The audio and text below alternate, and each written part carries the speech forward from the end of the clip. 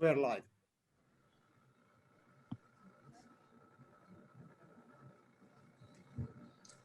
All right. Assalamu alaikum wa rahmatullahi wa barakatuh. Ladies and gentlemen, my name is Majid Swedim. I'm a senior research associate at CAPSARC and the coordinator for Task Force 10 on sustainable energy, food, and water systems.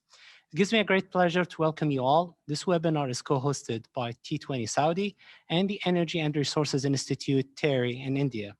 Today's agenda consists of 4 presentations and keynote speeches, 3 panel discussions, in addition to a short presentation portraying Saudi culture and heritage, all of which will be delivered in a course of 3 hours.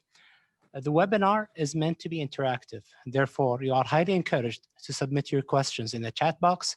These questions will be attended to during or after each session. Our webinar will kick off by an opening remark by Dr. Hissam Tairi, lead co-chair of Task Force 10 and research fellow at CAPSARC. Dr. Hissa, the floor is yours. Thank you very much, Majid. Good afternoon. I'm delighted to welcome you at this webinar organized by Task Force 10, Sustainable Energy, Water, and Food System for the T20 Saudi Arabia Summit. I would like to thank the Energy and Resources Institute for co-hosting this webinar. Task Force 10 has produced 17 policy briefs and 2 vision papers, involving more than 100 authors from 25 countries. All the policy briefs are available on the T20 website. We are grateful for the dedication and persistence of the authors in these difficult times. They have shown that sustainable resources, in particular energy, food, and water, are crucial topics for the G20, the MENA region, and the world at large. Their work has shown the paramount importance of tackling both immediate issues and long-term challenges. And these are numerous: reliable access to resources. 840 million people do not have access to electricity. Access to safe drinking water is also an issue for more than 800 million people.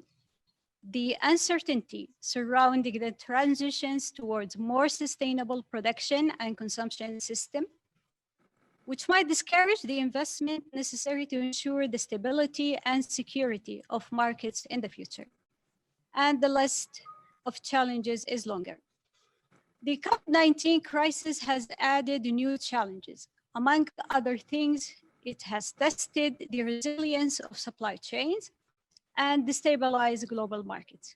In some cases, the pandemic has weakened the multilateral trade system. For instance, with certain countries enforcing export controls of agricultural products. On the contrary, in other cases, the crisis has reinforced multilateral system and international cooperation. A powerful example of this is the extraordinary G20 Energy Ministers meeting held on April 10th to address energy market stability in the face of the unprecedented demand shock caused by the pandemic.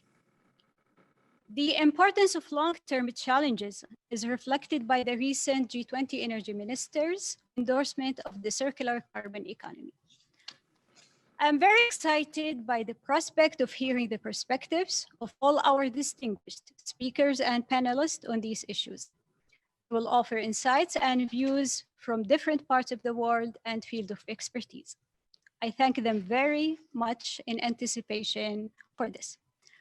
I will now give the floor for Christian Goulier, the Managing Director of Toulouse School of Economics in France, that he founded alongside the Nobel recipient, John Tural. From an economic perspective, Christian will discuss the question of intergenerational equity for a sustainable future. Christian. Thank you very much. Thank you for the invitation. I'm very pleased to be with you virtually from Toulouse. So could I get access via my slides? So let me say a few words of introduction.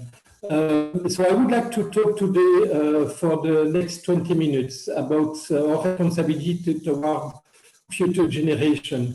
and how could we translate those responsibilities into practical and operational procedure of decision, in particular in the dimensions of investment. Next slide, please. So just two bibliographical references, two recent books that I wrote, one at Columbia University Press in 2017, and one in Princeton University Press in 2013.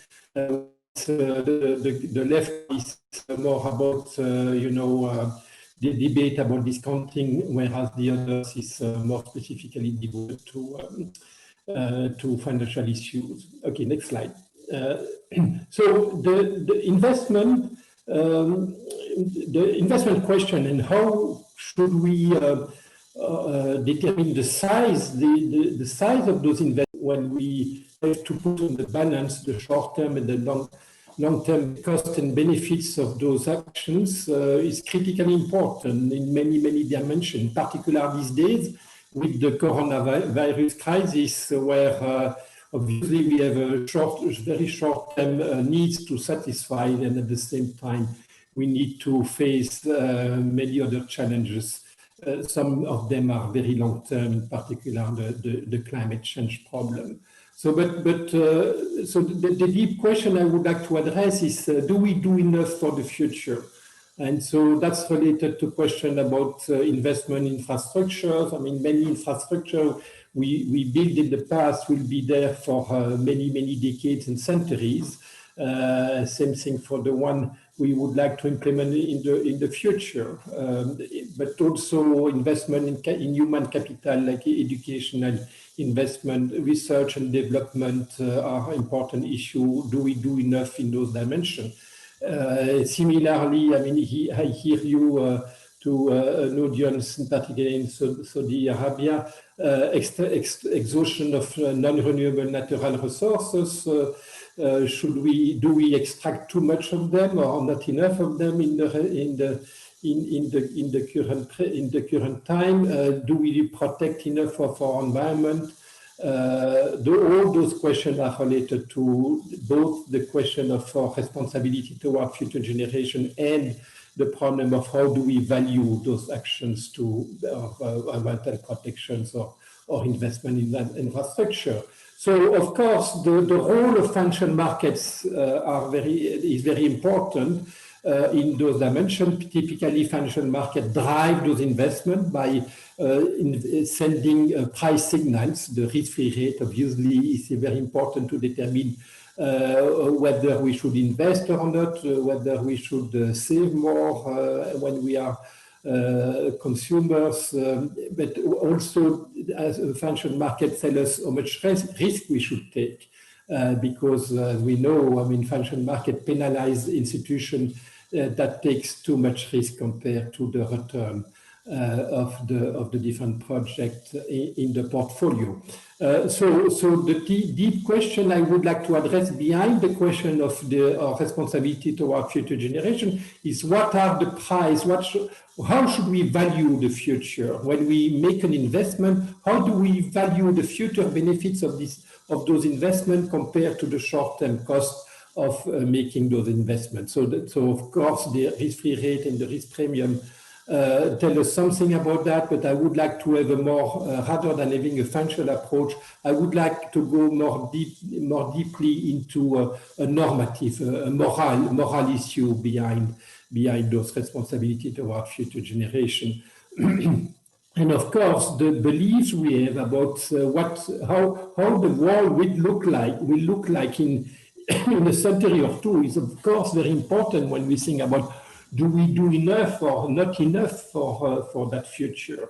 So as you will see in a minute, this question of what are our beliefs are critically important when we think about those questions of discounting. Next slide, please. So why do we discount the future? Why do we penalize when we evaluate those investments? Why do we penalize future benefits compared to current cost? Okay, that's what we do when we discount. So why do we discount future benefits and costs? Well, for different reasons. Reason one, when there is an opportunity cost of capital. Capital is scarce, and therefore the interest rate is a driver that represents this scarcity. I mean, that increase the cost of capital for firms that use that capital because this capital could be used somewhere else. But that's not a normative problem. That's just a positive argument for discounting. Let me provide you with the more moral argument for discounting. In a growing economy, so suppose that we will continue to grow as we have grown over the last few decades in terms of consumption. In a growing economy, future generation will be wealthier than us. Okay, and because we are inequality averse, okay, our generation is the poor, and the future generation are the wealthy, and therefore transferring purchasing power from today to the future will increase intergenerational inequalities. Okay, and because we are inequality averse, that's not good. That goes against social good, social welfare, or in particular intergenerational social welfare.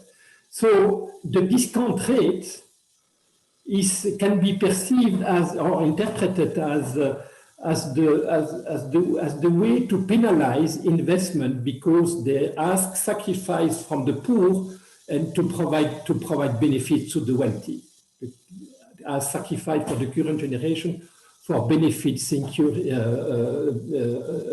materialized for wealthier people.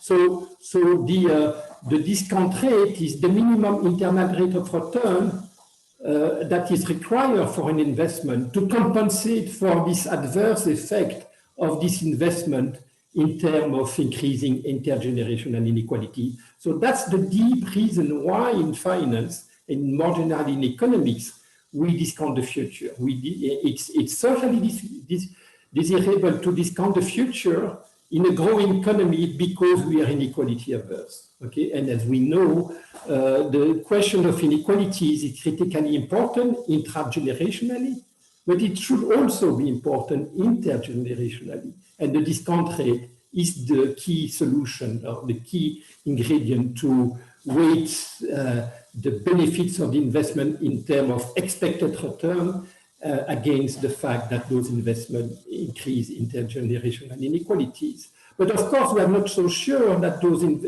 this future will be wealthier. Okay, and so we should take into account of this uncertainty, the fact that in 1 century or 2 centuries from now, maybe future generation will be not so much well off than compared to us, or they could be even worse than us. I mean, in economics, we talk about secular stagnation, macroeconomic catastrophes, exhaustion of natural resources that could imply that, in fact, we could go back, let me go to the extreme, go back to Stone Age. Okay? In that case, the previous argument for discounting would disappear. But the reality is that we don't know. Maybe, in fact, the future will be even brighter than what we expect. And so we should recognize this uncertainty affecting the long-term future. How could we do that? Well, think about yourself. When your own future income becomes more uncertain, what do? Well, you typically react by accumulate more precautionary savings. And precaution savings is a sacrifice. You sacrifice more of the present to be able to better confront a future that becomes more uncertain. How could we transfer this simple idea of precautionary saving into a global methodology to be prudent at the global level? We should do that by reducing the discount rate. So in terms of, if you just look at the impact of investment in terms of redistribution of consumption across different generations, okay, there is a positive argument for having a positive discount rate, but there is a negative argument that says, well, that depends upon what will be the growth rate of GDP for the next 2 centuries from now. And we don't know what it will be, and so we need to be prudent, and that is an argument for organizing more precautionary investments, in fact. Okay, so that's for risk-free. That's for risk-free project. What about risky project? Well, we know we are risk averse. Not only we are inequality, we are averse to inequalities, we are also averse to risk. And we know that markets take into account of this risk aversion by penalizing investment projects that are very risky, in particular investment projects that are positively correlated with the future consumption. Okay, so that's an argument for increasing the discount rate. That imposing that an argument for adjusting the discount rate to the riskiness of your project. So we should not have a single discount rate. We should use different discount rate to discount projects as a function of the risk profile, and we should penalize a project that increase the macroeconomic risk. And in finance, this is done through what we call the CCAPM beta. But I will not enter into the details. So typically, what would be the best investment we should have? The typically best investment, good investment, is an investment that would be negatively correlated with future consumption. And typically, in my lecture, in my teaching here in Toulouse, I typically use the argument of think of an investment in that would really would protect Haiti against the next hurricane or the next earthquake. Okay, that's and you may think of reinforcing housing norms and things like that. That's typically an investment that would be most useful when Haitians will have a particularly low consumption level. So that should be a kind of investment that should benefit from a negative risk adjustment in terms of discount, in terms of the discount rate. Next slide, please. So this broad picture of why do we discount when we do cost-benefit evaluation of different investment projects, that kind of those kind of argument has been used in the Western world to do what we refer to as a public discount rate. Okay, so for example, in the US over the last 20 years, they use and that's bad enough, but in the US, the public sectors use a single discount rate of 7% with a sensitivity analysis for 3%, but they use typically 7% to determine whether a public investment project is socially desirable or not. Well, 7% is outrageously large and it's not risk adjusted. So that's not very good. In the UK, the UK also use a single discount rate around 3.5% for the short maturity, but in the UK, it's the discount rate is reduced for longer maturities. So for maturities above 300 years, the discount rate goes down to less than 1%. Okay. In France, that's the most sophisticated discounting system where we at the same time we modulate the discount rate with respect to the maturity, but also with respect to the risk. And that's my understanding. It's the only country in the world that does that, but I will not enter into the details. Next slide, please.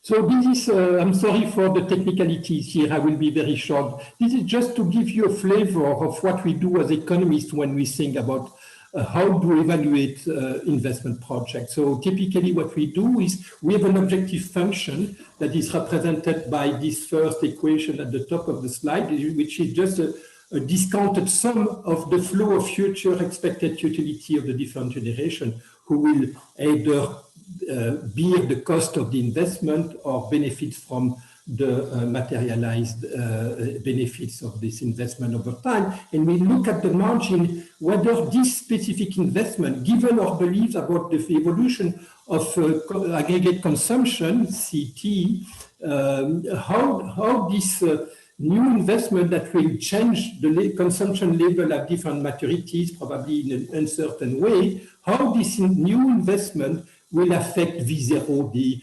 intergenerational expected utility on this planet. And so, and not going into the details, typically in economics, we make the assumption, a relatively bad assumption, I will go back to that in my conclusion, assumption that consumption grows according to geometric Brownian motion. So there is a trend of growth, let me say 2%, with some volatility around the trend, let me say 3%.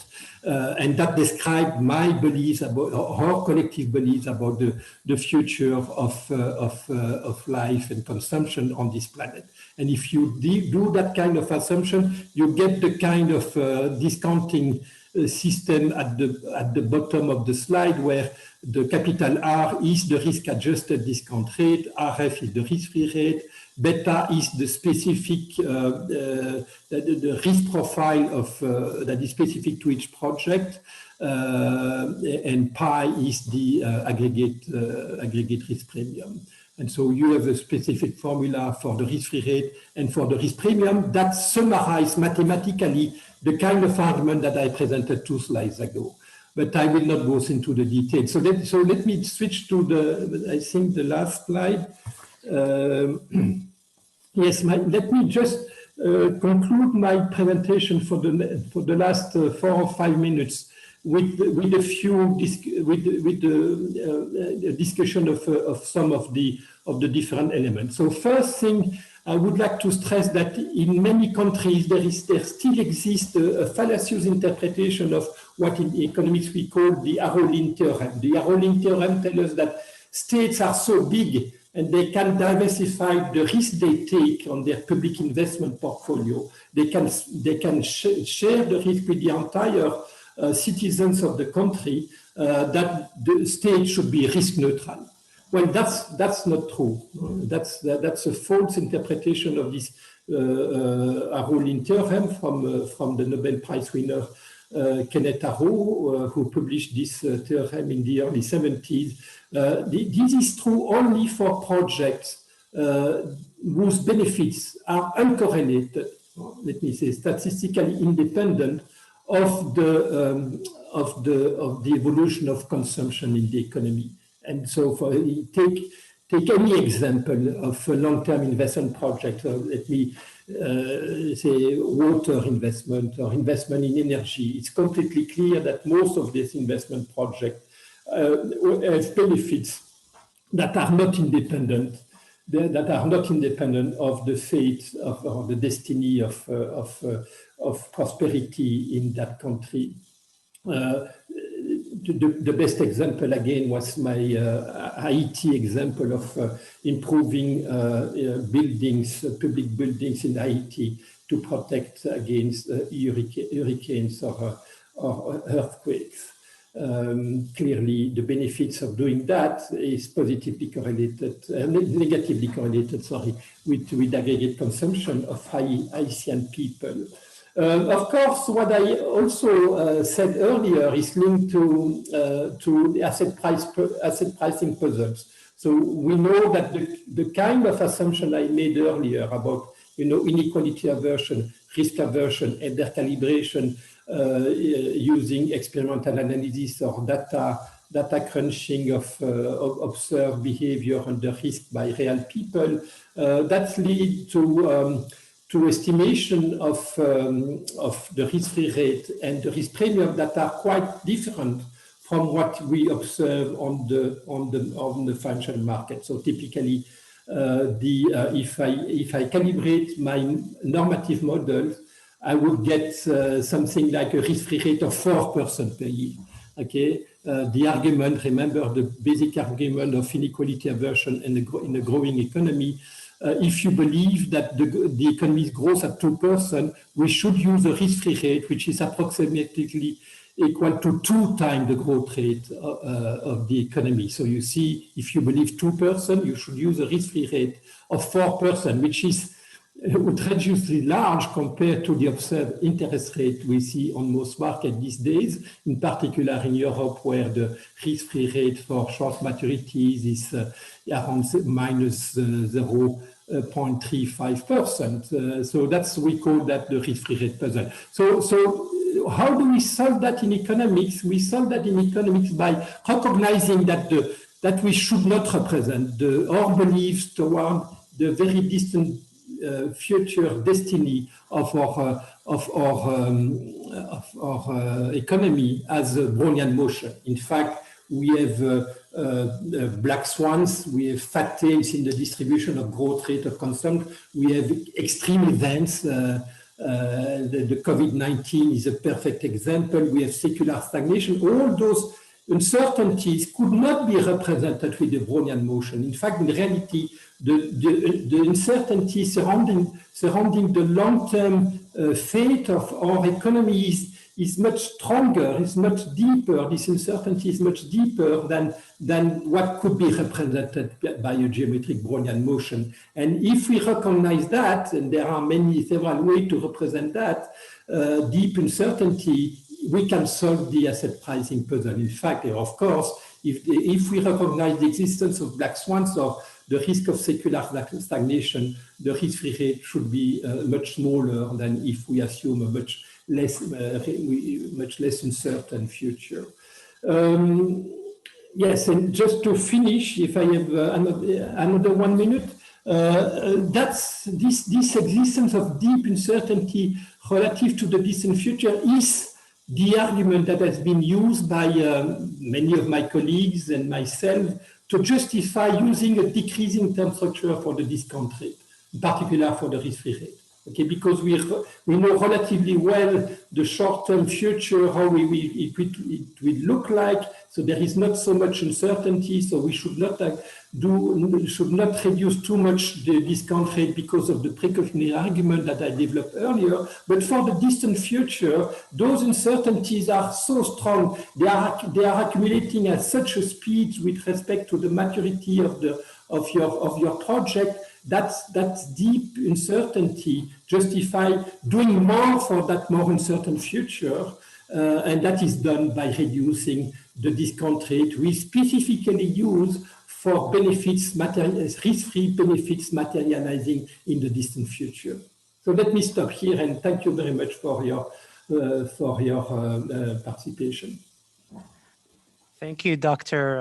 Goulier, for highlighting the role of investment in shaping the future consumption and improving the quality of life. Now we're delighted to welcome Dr. Ajay Mathur, Director General of TERI, the Energy and Resources Institute, to share with us his views on this webinar's themes. Dr. Ajay, the floor is yours. Thank you. Thank you very much. We are delighted to host this webinar together with Saudi Arabia. The issue of water, energy, and food is a vexed issue which we need to address. I think the presentation that we have just had lays out the long-term view of it.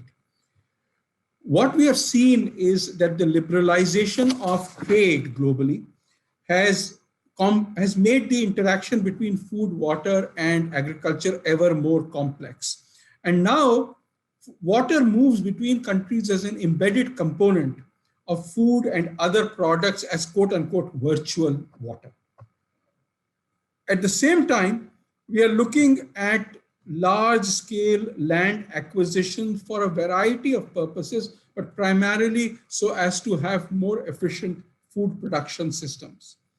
While this is good, both for biofuels and for food production, what is the problem is that we have also seen malnutrition and economic water scarcity occur in countries where large scale land acquisition has been practiced.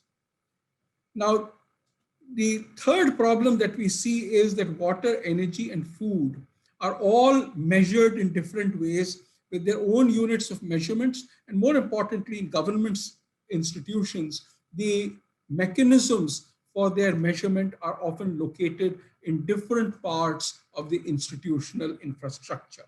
And therefore, the geographies at which they are measured are different. The way in which, whether it's groundwater, whether it is surface water, in what area is it, all of, so it makes it very difficult to compare the three for a particular geographical reason. So there are spatial and temporal challenges in quantifying the water, energy, food nexus. And because of these multiple spatial and temporal scales, this framework can be viewed in many different ways.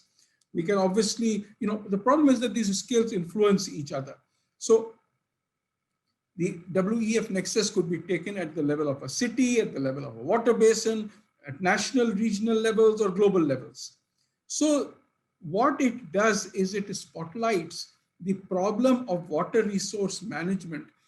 We clearly looking at it from a watershed view alone is not adequate. It is contextualized. What is important is where is the problem occurring?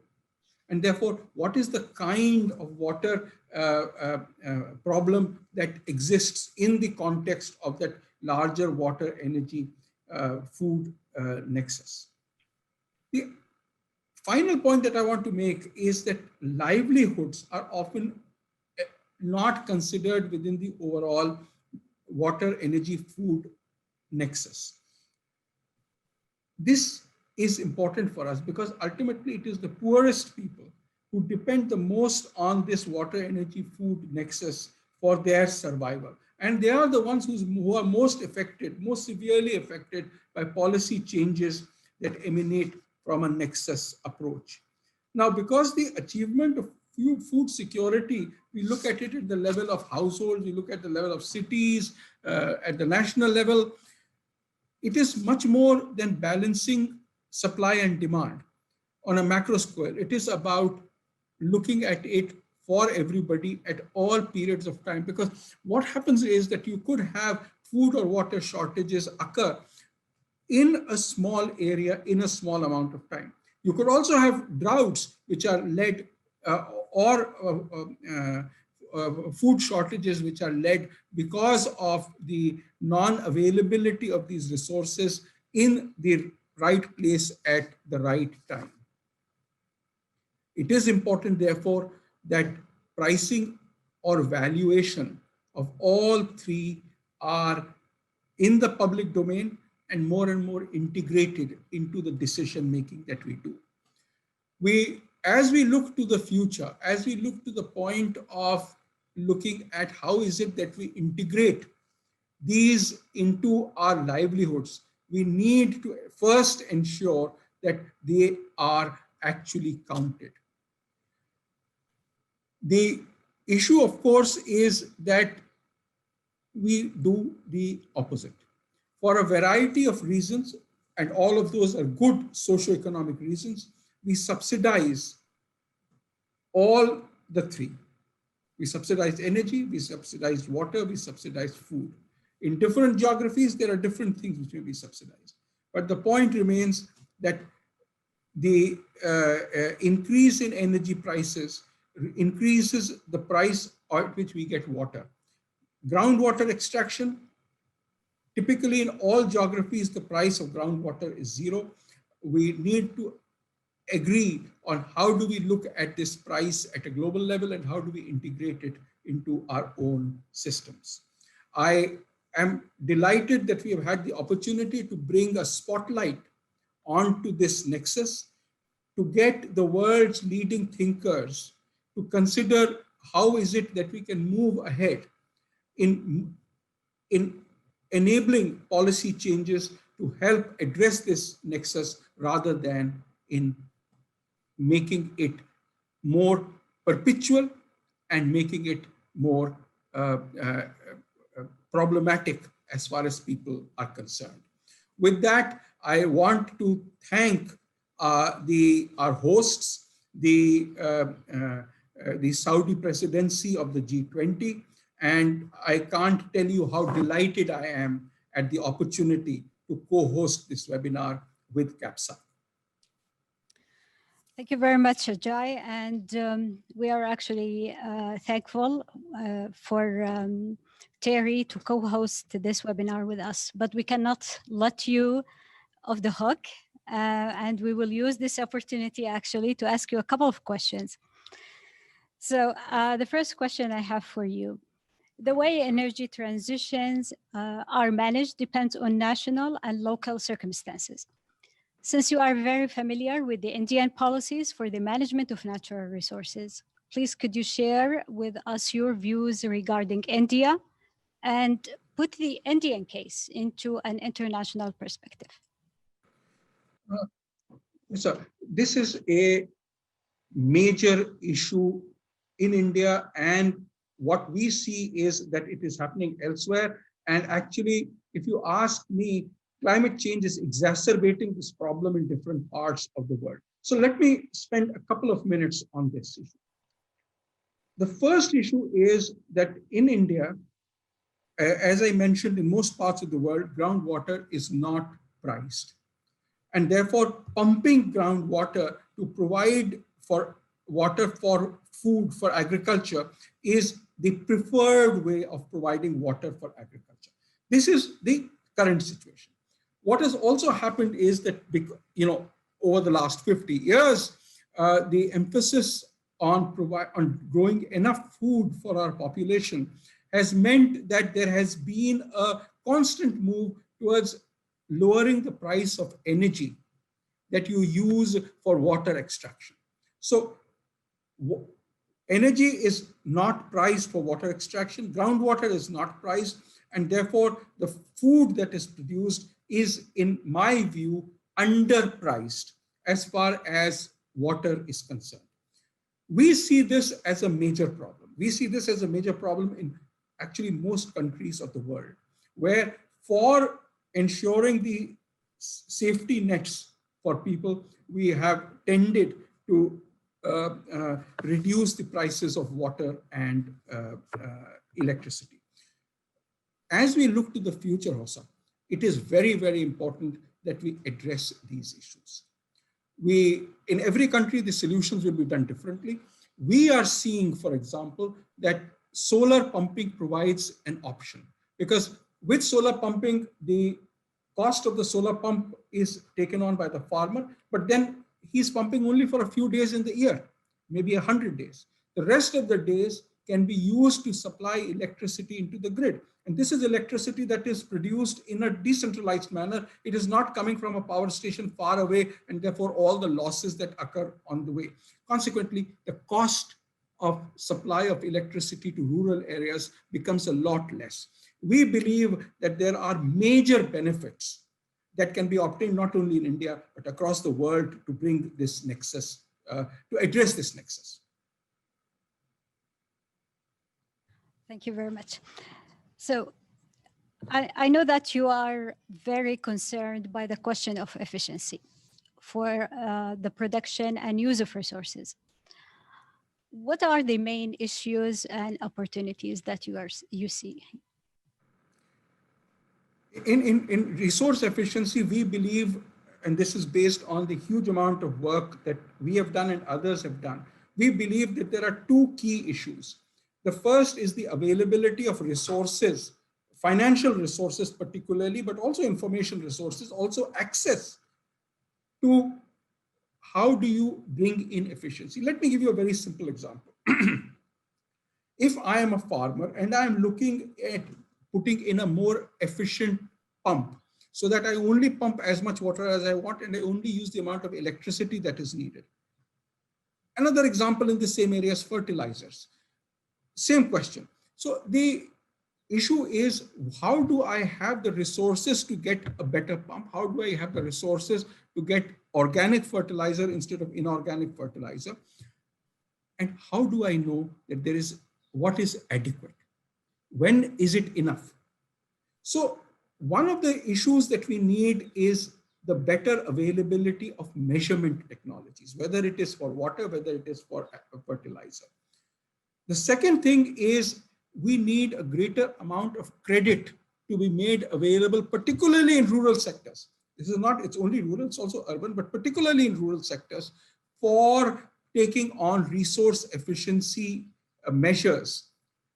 Let me again give an example. One of the things that all of us worry about is when we are when we are pumping water for agriculture or sharing water amongst farms, there's a lot of losses that occur because of evaporation. All the developing countries are in the tropics. Underground pipes will make great sense. Where do we get the money for those? Who provides the technology? In other words, the creation of these infrastructures, the availability of credit from banks to invest in these pipes, to invest in the measurement technologies is, I think, important. So to cut a long story short, Hossa, I believe that the training of bank officers and the availability of agricultural extension people to provide information about these is the two key issues which would help bring in resource efficiency into water, energy, and food. Thank you very much, Ajay. It's a pleasure to have you. Thank you. It's wonderful to be here, Hossa. And I look forward to the discussion. Thank you very much.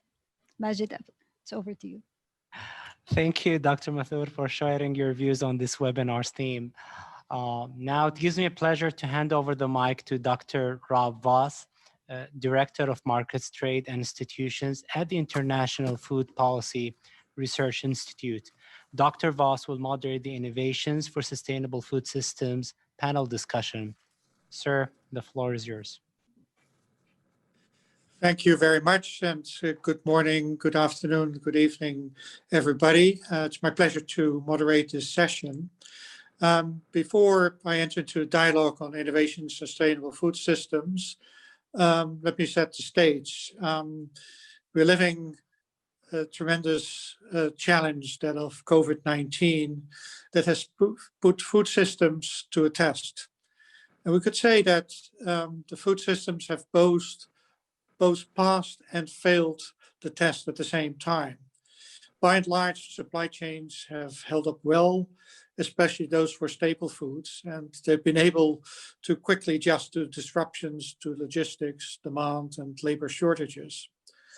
At the same time, however, it's also failed tremendously the test, as we're seeing very sharp increases in poverty and food insecurity. Food prices have increased in many developing countries. And while these impacts have been diverse, the most vulnerable seem to be hurt most, and food price rises have affected, in particular, more nutritious foods like fruits, vegetables, and animal source products, causing many poor people to shift to less healthy diets. And while we're living this pandemic, let us not forget that we have major challenges that already existed before COVID-19 that are probing the sustainability of our food systems. We have a challenge of having to increase food production to meet a growing food demand. Globally, that needs to increase by 30% over the next couple of decades, and most of that demand the increase in demand will take place in the developing countries. The increased food demand will have to be satisfied under very severe environmental constraints, as the world has pushed food systems already to its planetary boundaries, as painfully visible in the severe degree of loss of biodiversity, land degradation, and increasing water scarcity. Climate change is exacerbating these environmental challenges, and food systems themselves contribute about 1/3 of global greenhouse gas emissions, making them both the culprit and a victim of the consequences of climate change. We're also not on track to meet the global goal of ending hunger by 2030. A decades-long trend of declines in global hunger has been reversed and was already reversed by around 2015, as the impacts of climate change and conflict have caused new surges in food insecurity in hotspots of fragility. COVID-19 is causing much larger setbacks. So the challenge of ending hunger remains huge and has to be confronted simultaneously with that of other emerging global nutrition and health crises, that of rising overweight and obesity. Addressing these challenges is difficult, if not only because of the inherent high degree of volatility in agriculture and food markets, which are prone to shocks, risk, and uncertainty more than any other market or parts of economic systems. And it makes investors shy away from investing in agriculture and investing in transformation for more sustainable food systems.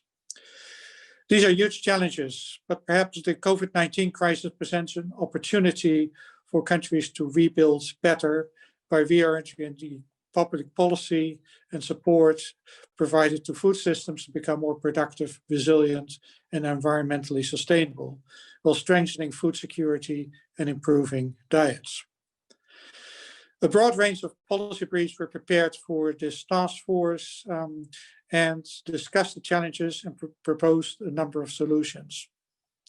In this session, we only have time to discuss 3 elements of these contributions. The other contributions available on the T20 website. We'll focus on the 3 issues of bio-innovations, biotechnology innovations for sustainable food systems, the importance of strengthening the water, food, and energy nexus, and the importance of clear international trading rules to foster a more sustainable, resilient, and less volatile food systems. To discuss these issues, I have 2 eminent experts to introduce and discuss the findings from the policy briefs, which are Dr. Channing Arndt, the Director of Environment, Production and Technology of the International Food Policy Research Institute, and Dr. Martin Pinheiro, the Director of Agricultural Affairs Committee of the Argentine Council of International Relations. Before I give them the floor, let me invite you all to pose questions in the Q&A chat box, and then hopefully we can address them after the interventions by Dr. Arndt and Pinheiro. So let me first focus on the role of bio-innovations for food system sustainability. And no better person to introduce that to you is Channing Arndt. Channing, the policy brief that you coordinated calls for increased national and international support and funding to agri-food system research in bio-innovation.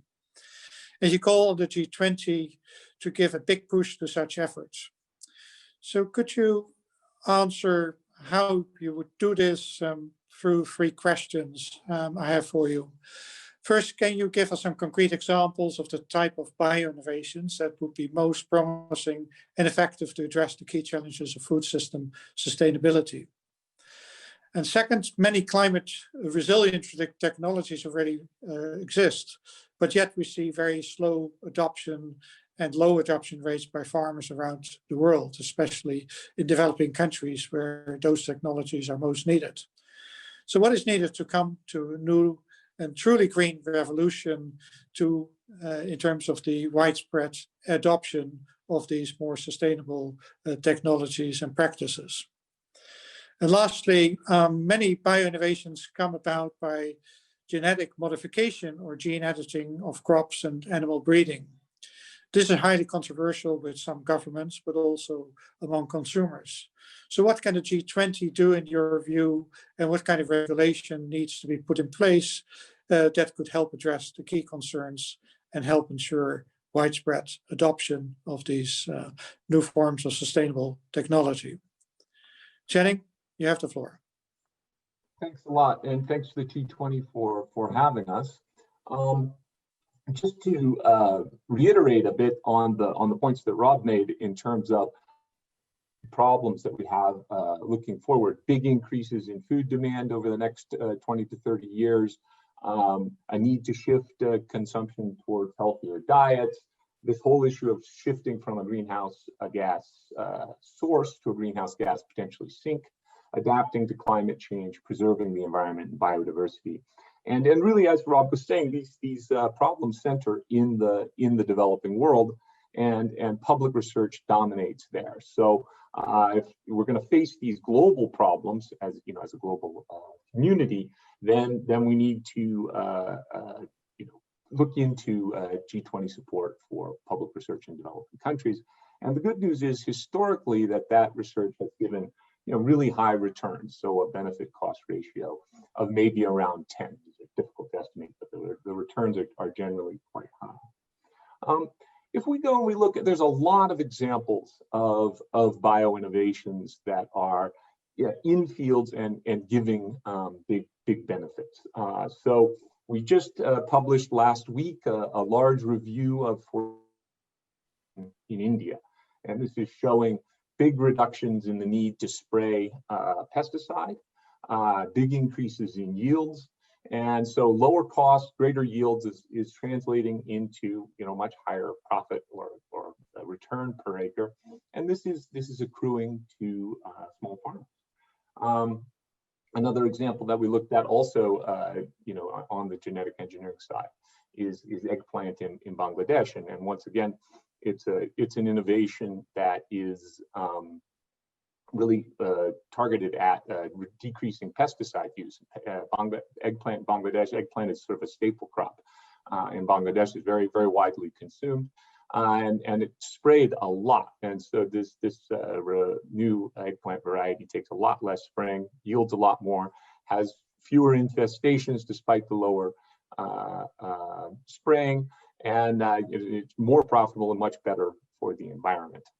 So we're seeing crops like that. We have cowpea in Nigeria, which is it's also a genetically engineered cowpea. This is the first genetically engineered crop to be approved for planting outside of South Africa in sub-Saharan Africa. So that we're looking at this. We haven't done field trials on, and because it hasn't been allowed to be planted, but regulatory approval came in about a year ago. So it's projected to be a switch to a big exporter of cowpea, and this is very important for Nigeria. So there's just a huge number of examples of innovations that are in the field and or going into the field and working well. It's important to highlight that it's not just the technology that needs to, once you're done in the lab or on the experiment station, there is a whole bunch of policy work, science work that needs to be done in order for these things to be properly adapted. Farmers face credit constraints, information issues, other issues. So it's not automatic that these things go out. But you do tend to find that if the crop has a very favorable return ratio, farmers will adopt it. So that is something we need to keep working on. So that's good. In terms of generally getting these genetic engineering crops and other crops out into the fields, we're looking at right now in just a handful of African countries, about 24 tested technologies sitting on the shelf. Even if we only look at these small handful of crops in a small number of countries. So these crops have really desirable traits: insect resistance, drought tolerance, other pest resistance, including virus resistance, better nitrogen use efficiency, better water use efficiency, salt tolerance, nutrition improvement. So all of these items are sitting there, and we can't tell whether farmers will adopt them or not unless they're available to go out into the field. This doesn't say that we need really solid regulatory frameworks to back up these crops. We do. We want to make sure we need these regulatory sure that they're safe, but we also want to make sure that we permit safe technology to get into farmers' fields. I think it's important to point out that we have Emmanuel Charpentier and Jennifer Doudna, who just recently won Nobel Prizes for CRISPR-Cas technology, and these technologies up the stakes. In a way, this is a democratization of technology. Engineering is expensive and difficult to do. CRISPR-Cas less so. Once you know what to do, the technology enables things to be done to get to improve techniques, get to improve crops relatively easily and relatively cheaply. So on the one hand, you've raised this, the stakes in terms of making sure that you have solid regulatory frameworks to make sure that these new innovations are safe. At the same time, you need these frameworks in order to permit promising and safe technologies to get into farmers' fields in order to meet the challenges that we've discussed above. So, you know, the first recommendation was to increase support for public research to agri-food systems just in general. Those related to GE crops really allow one, you know, the kind of more advanced regulatory frameworks and established links to developing countries that G20 countries have to support developing countries to advance those regulatory capabilities, and that's important. It's also useful to foment cooperation among regulatory agents in developing countries. If a government in the Sahel has thoroughly tested a technology, then, you know, perhaps another neighboring country could simply build on what has already been done rather than redo entirely for their own environment. It's good to make sure that these things are informed by evidence and such that you're balancing economic, environmental, social risk with respect to these innovations. And then there's a real role for providing objective information on the benefits and costs of delays and management of potential risks out to society. So there's a clear set of information that people can access. And finally, genetic engineering and novel breeding technologies are not the same thing. There's differences between the two. And we need to acknowledge and clarify the differences such that, you know, the regulatory frameworks are properly applied. So Rob, those would be my answers to those questions right off the top. Thanks, Channing, and for pointing out that potential of biotechnology and also ways to overcome controversies surrounding it. There's one follow-up question also linked to an issue that Dr. Mathur raised in his previous intervention, is the importance of the water, energy, and food nexus. So from the perspective of bio-innovations, how important should that water, energy, and food nexus be when forging policy coherence for sustainable food systems? So I think Dr. Mathur came up with, this is really important, the food, energy, water nexus. And this has always been important, but what's new in the element is the really rapid drop in price of renewables, especially solar for the. And one of the things that the developing world typically has, you know, in great supply is sun, certainly more than Finland, for example. And so the opportunities really exist for not only to getting electrification, which is critical for nutrition, in order to produce perishables, which tend to be more nutritious, and some of the animal source foods that young children need. Electricity is important, and so this ability almost anywhere is key. At the same time, it also brings open possibilities for grid scale renewables, which would tend to be spread geographically around, and this all makes a great deal of sense. As was being pointed out, once you've invested in solar panels for pumping, you know, you can pump quite a lot, and the marginal cost of pumping, depending on whether you're hooked to a grid or not, quite low. So there are real issues of water use associated with this. You know, are you just going to pump? And so there's a real need for looking at, as was mentioned, on a basin-wide scale, what the natural resource use is. But at this moment, I think the new breeding technologies are a tremendous opportunity. Other bio-innovations are a tremendous opportunity, and the renewable power, this massive fall in power prices over the past 10 years or longer, really provides an enormous opportunity for rural development in Africa and other locations in order to, you know, power that advance. So yeah, those would be my response. Thanks, Rob. No, thanks, thank you, and for pointing that out. Let me now turn to Martin Pinheiro, who was one of the authors of a policy brief on the role of international trade in generating world market stability and food supply chain resilience.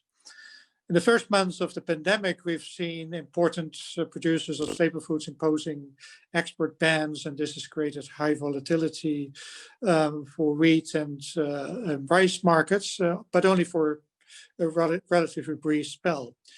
But both the export restriction and price volatility has been short-lived, and the supply chains for basic grains have remained relatively stable overall. And maybe it was helped by the G20 messages about avoiding export restrictions on food and other basic necessities that was put out in April of this year, and that seemed to have helped contain at least those kinds of measures that could destabilize global markets. Yet, because of the pandemic, also many have been doubting the benefits of food trade and the globalization of supply chain systems, and are calling for shorter, more localized system. In light of this, in your view, how can trade help promote both market stability and food system sustainability? And secondly, in the policy brief you prepared for the G20, you recommend bringing food exporting and importing countries closer together through improved dialogue. How, in your view, could such a dialogue reduce trade tensions and secure greater market stability and food supply chain resilience? And in that sense, what would you expect from the G20 in promoting such a dialogue? Martin, over to you.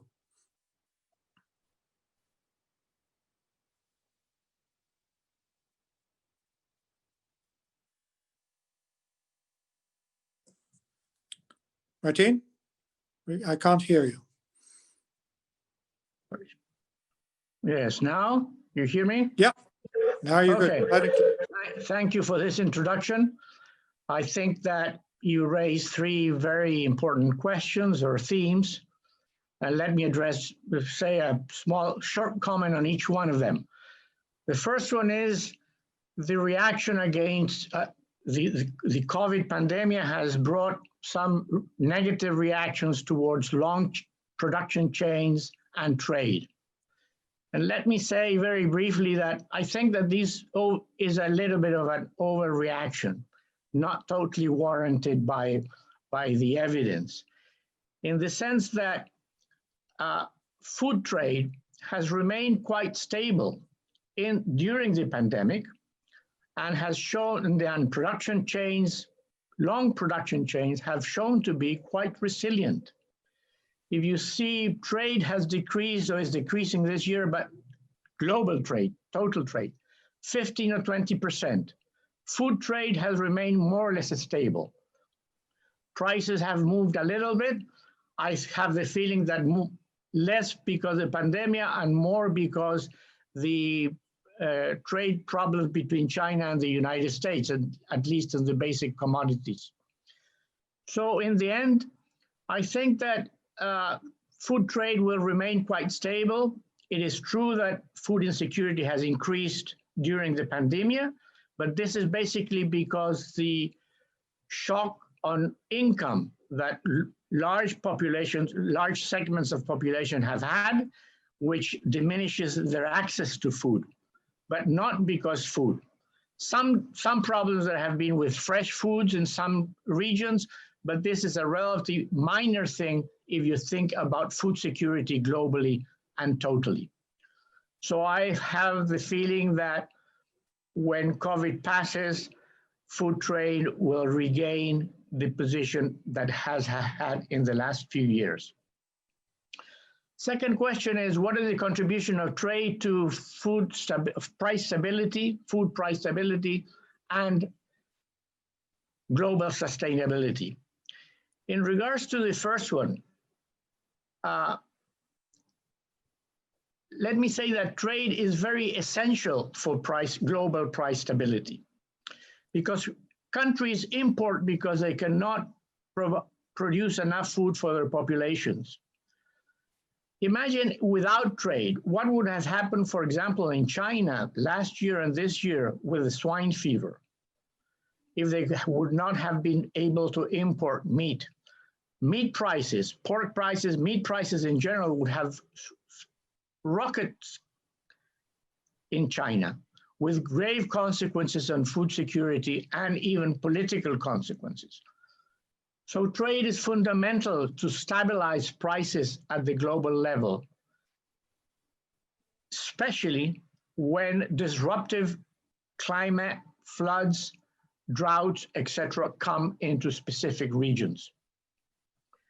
And this is a well-known fact, and this is the reason why food trade has increased in the last 20 years very substantially. Now, the case of sustainability is less known. And let me say that in the world, there's a great inequality in the distribution of agricultural natural resources. So some regions can produce with appropriate technologies and in their very rich ecosystems very effectively. They have rainfall, and most of the production in some regions comes basically from rainfall, and with the appropriate technologies, they can produce food with less gas emissions per unit product. And there's a lot of evidence on this.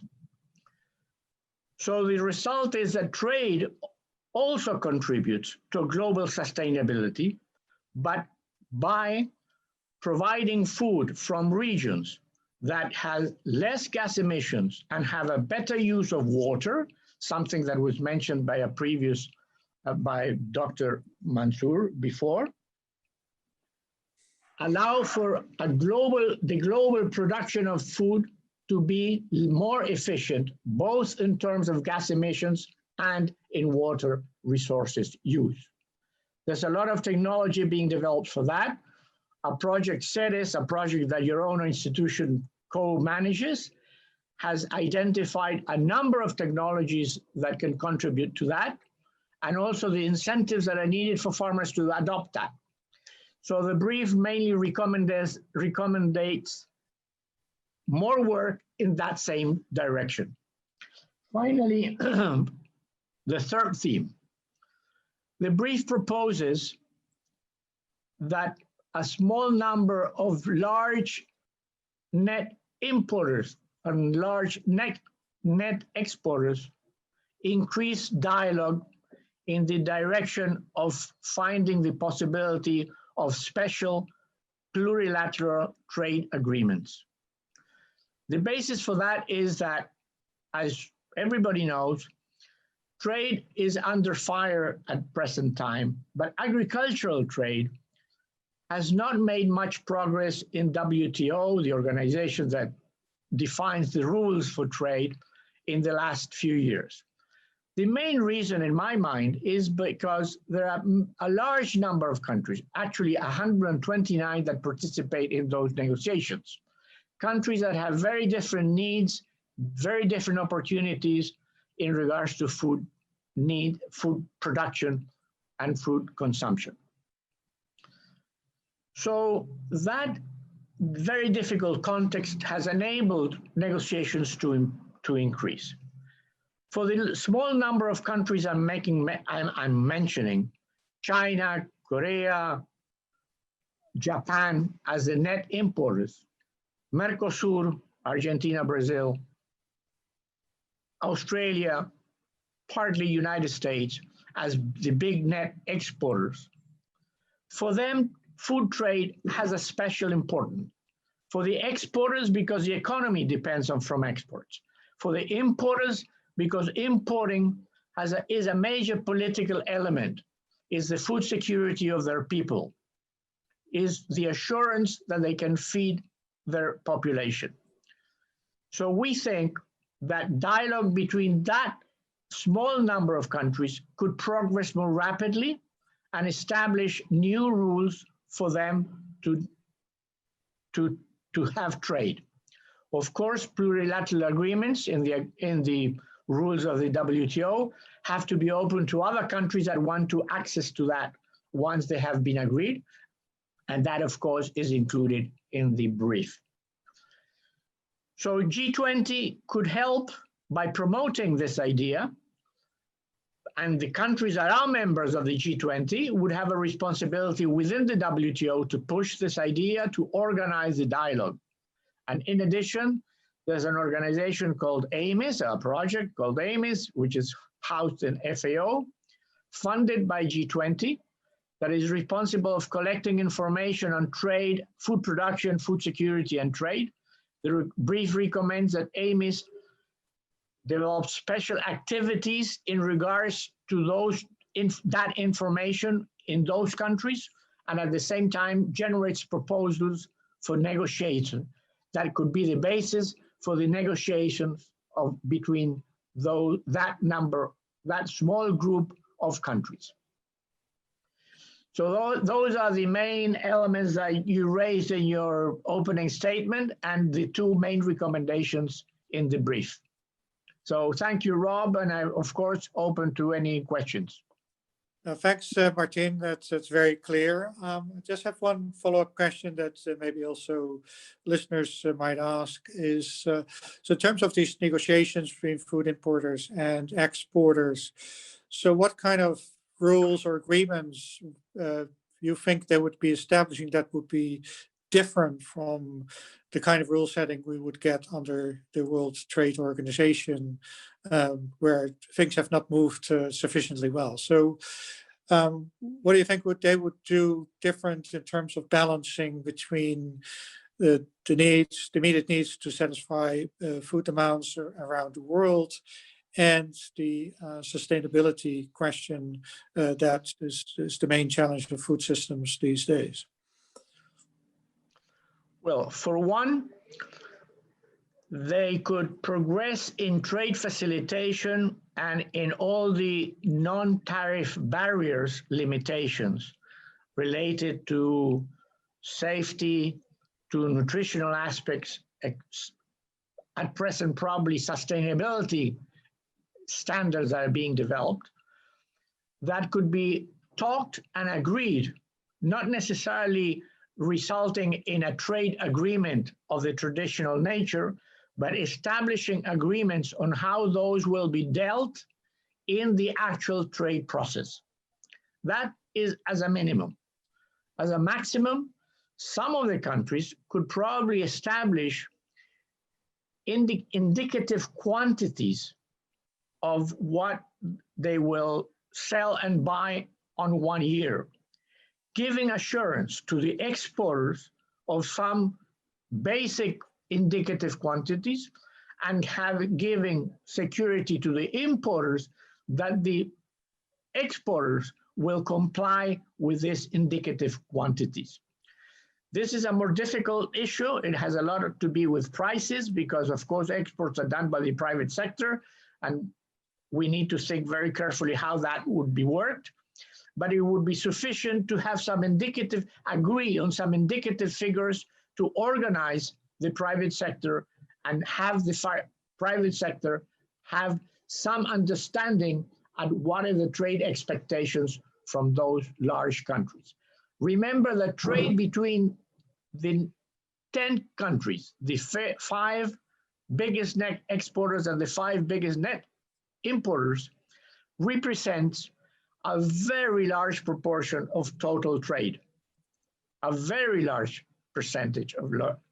So if those countries made some agreements, they would indirectly organize food trade globally. Okay, thanks, Martin, for that. I believe our time is up for this session. I think we've heard some very insightful and forceful proposals how we could set in at least some aspects of the food system transformation that we need for greater sustainability and to resolve the problems of hunger and all forms of malnutrition. I invite everybody to read the other policy briefs that touch upon several other dimensions, but clearly what we've heard today, there are opportunities, there is great potential to build not just back better, but build forwards in much better ways to achieve global food security, as well as maintain the sustainability of our food systems. So with that, thank you very much, Channing and Martine, and let me give it back to the T20 Secretariat. Thank you, Dr. Voss and all the panel members. Next on our agenda, Dr. Ken Medlock, Senior Director of the Center for Energy Studies at Baker Institute, who will moderate Globalization, Transitions, and Sustainability, Some Context for the Future of Energy panel discussion. Dr. Medlock, the mic is yours. Great, thank you. Stimulating conversation so far. Lots of interesting points that I think are shared across the dimensions of this task force. It's not just when we talk about trade and threats to globalization. These are issues that sort of run rampant through basically any market, any commodity, and they actually threaten to destabilize the entire global economic system. So I think as you sort of peruse the briefs that have been published in the Task Force 10 by the Task Force 10 authors, you'll see some common themes begin to emerge. In the energy task part of the task force, which is what we're going to really talk about today, there were a couple of common themes that came out of the briefs that were published by various authors. A lot of discussion about the concept of energy security, how it's evolving in the wake of energy transitions, in the wake of government, private sector, and consumer motives for cleaner energy resources. Decarbonization at its core, right? The energy security paradigm is changing. It's actually, if you think about the global energy system, the global energy ecosystem, it's really been built around concerns to allay threats to supply or supply disruptions or dislocations more generally just in markets, particularly focused on hydrocarbon commodities, primarily oil. But as we move forward and we see the market begin to evolve towards different sources of fuels, greater electrification, these sorts of things begin to beg different questions and argue for institutions that are capable of handling these potential threats or potential disruptions that might occur in a multilateral way. And so there's a lot of discussion in the policy briefs that sort of spread into those dimensions of energy security, address adequacy of data, transparency of market systems, particularly when you get into minerals and metals and things that are, quite frankly, critical for the energy transition as we move forward. So there's a lot of really good information, just to say the least. And I'm really proud to have been able to work with a lot of the authors that contributed to the energy dimension of Task Force 10. I think there's some really good work that's been put forth. I'm really pleased to have with me today Adam Szymanski, who is the president of CAPSARC, who you can see up on the screen there, and Christophe Bonnery, who is also a Task Force 10 co-chair. He's also the executive vice president of the IAEE and vice president of ANEDIS. What we're going to do here is I'm going to hand over the floor to Adam. Adam first. Adam did some pretty good work on some pioneering work, I would argue, on circular carbon economies, participated with a pretty broad spectrum of individuals, which I think is no real big surprise given how broad the T20 in general has been engaged around the world with different institutions in different countries and so many different authors that I think you heard Jose in our opening remarks actually mention. After we hear from Adam about some of that circular carbon economy work, we're going to move on to Christophe. Christophe has got a lot to say, actually, particularly when it comes to the role of infrastructure and electric power markets and how things are evolving and getting into that sort of stability and energy security dimension. So looking forward to hear comments from both of them, and then we'll get into Q&A when we're done with that. So Adam, I'm going to hand it over to you. The floor is yours. Ken, thank you very much. Let me give a quick shout out to our partners at Terry for co-sponsoring this terrific work done by the T20. This is just one of the task forces. There are 9 others. They're all on very, very important topics. And I'm delighted at the progress that CAPSARC and KF Chris have made on this, and the chairman of the T20 Task Force, my colleague here at CAPSARC, Dr. Fahad Al-Turki. So Ken, there are a lot of countries around the world that are responding to climate concerns and legitimate climate concerns by mandating renewable energy sources. And there's a growing global movement, actually, it's gaining traction to completely ban hydrocarbons as a source of energy. I think a focus like this has actually got unintended consequences. Inefficient use of existing infrastructure, reduced energy access and reliability, and really no practical solutions for the very hard to abate sectors like aviation, shipping, steel, cement, and petrochemicals. And there are many reliable forecasts that suggest that the primary energy mix that the world is going to need, even all the way out to 2050, is still going to include hydrocarbons. The agency that I ran in Washington, the Energy Information Administration, a very good reputation actually for being objective, just came out a few days ago with their forecasts for out to the year 2050. Interestingly, they have renewables by 2050 as the largest source of primary energy for the world. But they still have petroleum and natural gas, just as an examples, being significant contributors along with nuclear. What we've done at CAPSARC in conjunction with the International Energy Agency, with IRENA, the International Renewable Energy Agency, the Nuclear Energy Agency, the Global CCS Institute, and the OECD, is we've looked at something that we call the circular carbon economy, building on the principles of the circular economy, well respected, and then applying them to managing carbon.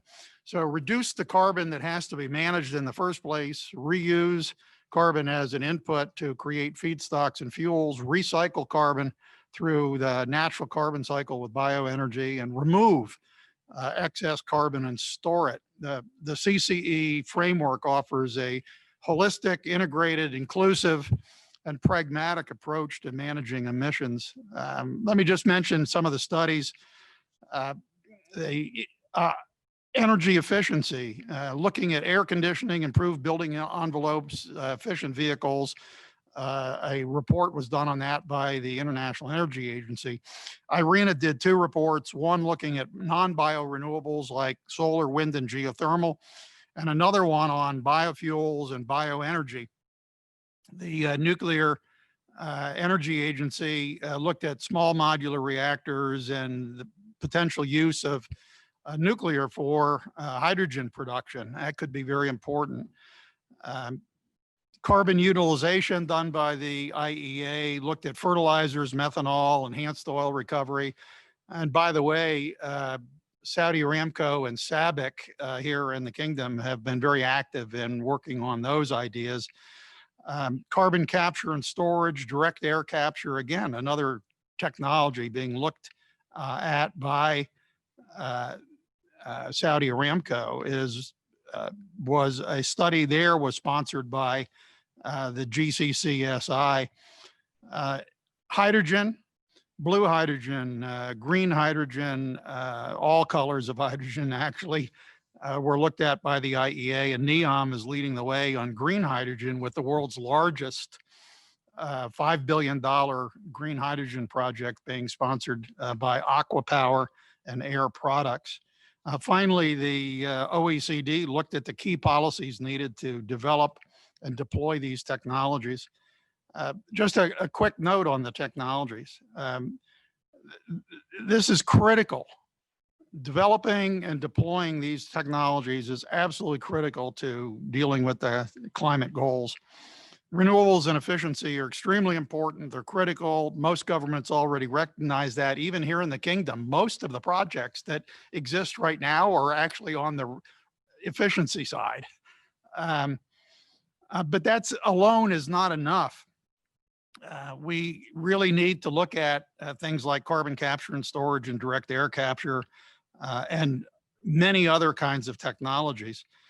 If we don't, we're going to be faced with what I would call two stark and undesirable outcomes. Either we'll underutilize the affordable and energy dense hydrocarbons that are still making up something like 80% of the global energy mix, or we will fail to achieve our climate goals and be forced to bear the burden of unmanaged change. I want to just conclude with a little bit of more about what's been happening here in Saudi Arabia with the G20, as well as something that's being called the National Program for CCE here in the kingdom. Under the leadership of Saudi Arabia and the energy minister, Prince Abdulaziz, ministers from the G20 group of leading economies endorsed the circular carbon economy framework and issued a supporting communique as part of the campaign to address climate change. Again, experts agree that the challenge of achieving climate goals will be nearly impossible to get to the end point that we need without pursuing all options, including all countries, given the scale of the effort that's needed. The Kingdom is currently engaged in developing and implementing a comprehensive national program that will involve collaboration and partnership arrangements to facilitate development and deployment of technology. The program is going to look at the regulatory and financial systems that are needed in the Kingdom and maybe globally to make this happen. And it will include transparent and technical statistical information required for policymakers to make informed decisions. I think that that many of the things that come out of this can actually fit back into many of the other issues. We need clean energy to get clean water. We need clean energy to produce the food that everybody needs. One example that I'll close on is that there's still something like 2 billion people that are living in energy poverty. There's almost 1 billion people that don't have electricity.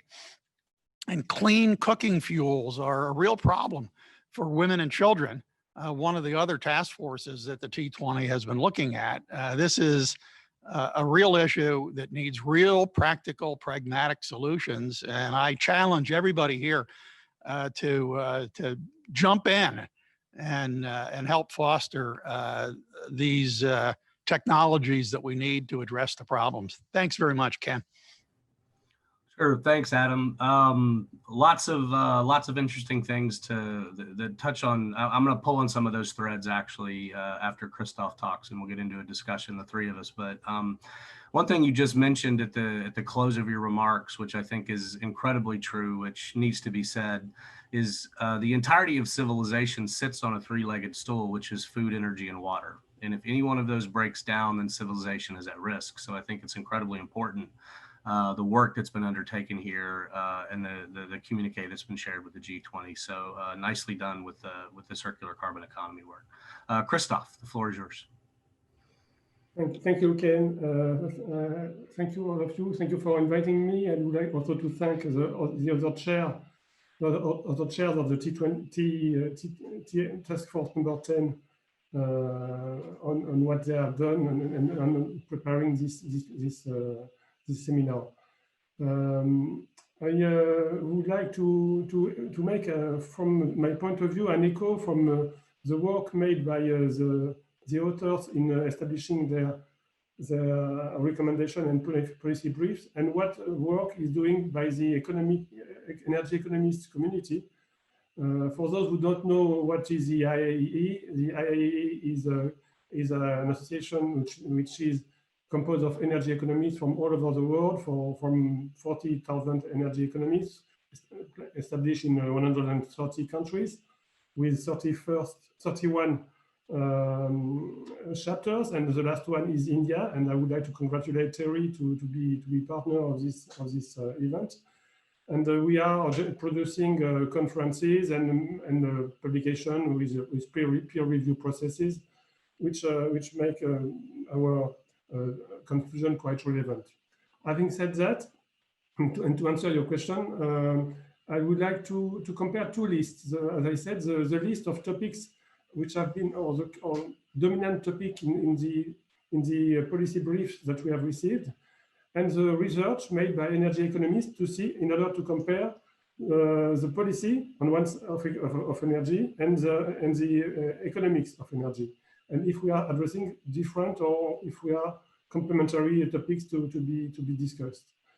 So you will see in this list, and keep in mind the topic of our session. The topic of our session is to address sustainability, global issue, and energy transition. And all these topics are close to these dimensions. If I look at the list of policy brief addressed by in task force number 10, some are dominant. Which energy fuel will be more present in the future? How to manage? How the waste management could generate electricity? What is the nexus? What is the link between all these commodities, energy, water, and food? What is the role of finance in the development of each technology? And what is the status of innovation and how to promote innovation? So this is something which has emerged from this work. A lot have been said also or proposed about hydrogen, about the, Adam mentioned that, whatever the color is, but hydrogen ecosystem, how to promote it. Some policy briefs have also addressed the question of subsidies. Should we subsidize and continue or develop, and also Thierry mentioned that in his speech. Should we continue or reorient, subsidize in different topics? The link between energy and material, and especially when talking about batteries and the need to use special materials like cobalt and so on, and what to do in this case has been addressed. Some more topics are mentioning the energy market stability in a world which is changing, how to mitigate that. So this is these are the main topics that, forgive me if I forgot some of them, but which are emerging from the task force issues. What work are going now in the energy economics community?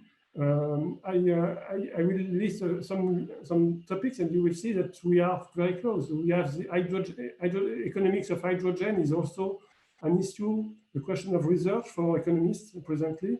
The link between water and energy. Don't forget that we are a community of economists, not of energy economists, not of water economists. And the question of commodities besides that is the question of this other commodity linked to energy is emerging as well. The carbon pricing topics are emerging, of course. Energy transition in some countries, which could not appear to be global because they are addressing some countries, but these countries are so important, like China or India, that this raises some global issues, of course. The question of funding power capacity addition, because we know that we will need more power in the future, or this is something which is emerging. So the question of funding is financing this is important. Another topic which has not been that much discussed yet is artificial intelligence, and digitalization is also very important in the economics mind, as well as this has been mentioned, energy poverty.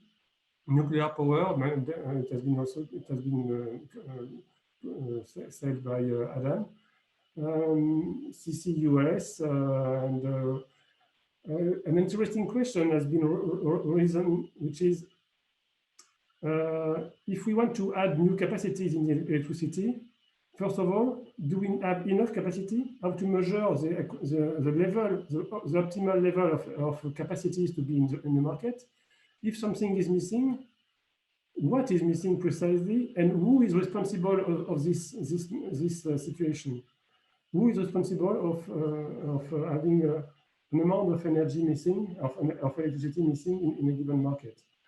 We have also plenty of research made on COVID in the energy economics community, and I don't go to the detail, but this is what is emerging. As you open the door, Ken, before I give you the mic, to my view on other topics, I would like to mention one which is very important, which has been outlined by the recent World Energy Outlook, which is the role of infrastructures.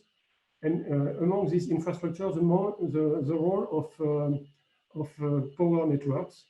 According to the agency, the investment in power networks will be multiplied by 3 in the coming years compared to the present level. And we have the question of who is investing, given the fact that the consumers are affected by the pandemic in their revenue. There is an issue to be solved. There is a regulatory issue to set the appropriate price and to push the network to be more resilient. And resilient, they have to be resilient, as you know, because of the telework, which is increasing, and all the new.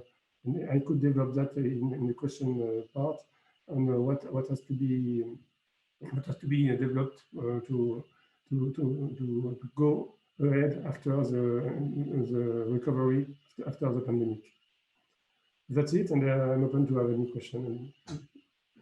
Ken, the floor is yours. Thanks, Christophe. That was actually pretty comprehensive. Nicely done on sort of running through the list of topics that have been addressed by the various briefs in the task force.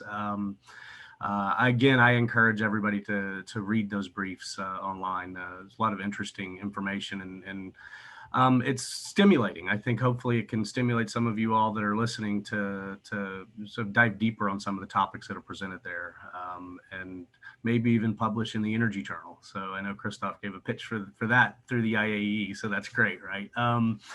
So both of you actually pulled on a thread that I want to tug a little harder on in terms of Q&A. I'd love to get both your thoughts on this. So the pandemic has been, without a doubt, transformative in multiple ways. In some circles, you'll hear that it's been transformative in terms of accelerating energy transition. In other circles, you'll hear that it's transformative in terms of decelerating the energy transition because budgets are strapped and capital is ultimately scarce. And what I'm about to ask actually connects back to the 2 opening keynotes as well. The issue of discounting, what's the appropriate effectively rate of return to use when evaluating these things, and the role of subsidies.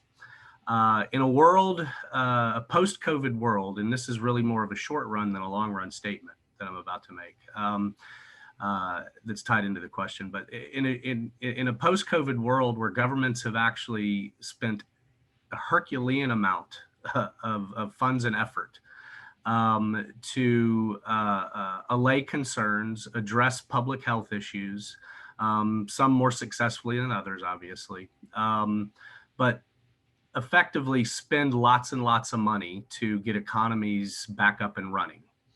One has to wonder, in that world, what fiscal capability exists to continue to subsidize various forms of energy, to continue to fund research and development efforts at the levels that are ultimately needed. Adam, you referred to the role of R&D effectively in addressing circular carbon economy. I would argue that's actually true more broadly than just with carbon. We get into issues of waste management and the overall circular economy, but circular carbon economy certainly is at the center of that discussion. How does the world unfold over the next 5 to 10 years? with regard to the needs of infrastructure, the pace of investment that is required to meet some of the goals that have been set forth by governments, by private firms, the demands that consumers are increasingly expressing for lower carbon intensive energy resources. How does that actually unfold? And I'm asking the question, I'm gonna give a kind of a leading comment to this.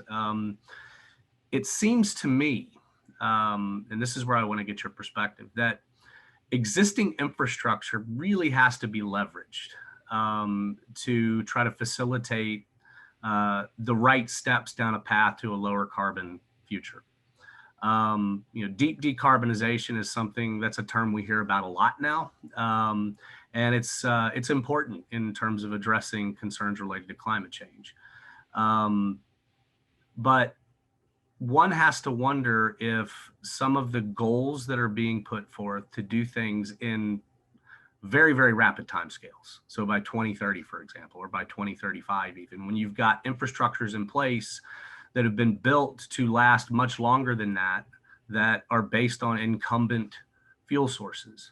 How do we leverage those infrastructures so that it reduces the overall cost to society and the overall cost to governments, the overall fixed cost of transitioning the system? I think that's actually one of the questions that for some reason is often left off the table, but I think it's incredibly important for all of us to grapple with. So I'd love to get your thoughts along those lines. I know, Adam, y'all in the CCE work that you were involved with, I'm sure that issue came up. As a matter of fact, as you ran through the list of agencies that were involved in the different papers, it's implicit. And Christoph, I know you definitely have some thoughts on this, particularly with regard to electric power. So I'd love to hear both of your thoughts on that. So Adam, I'll give the floor to you first.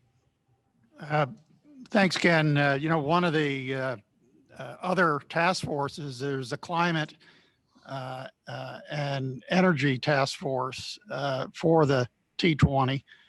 And their first recommendation is to use the COVID crisis and the economic recovery and stimulus packages that are coming from governments to invest in clean energy. And I wholeheartedly endorse that idea. I think that, it would be a way to get the economy going again, create jobs, and deal with energy, food, and water issues all at the same time, clearly kind of pushing the kinds of things that are needed.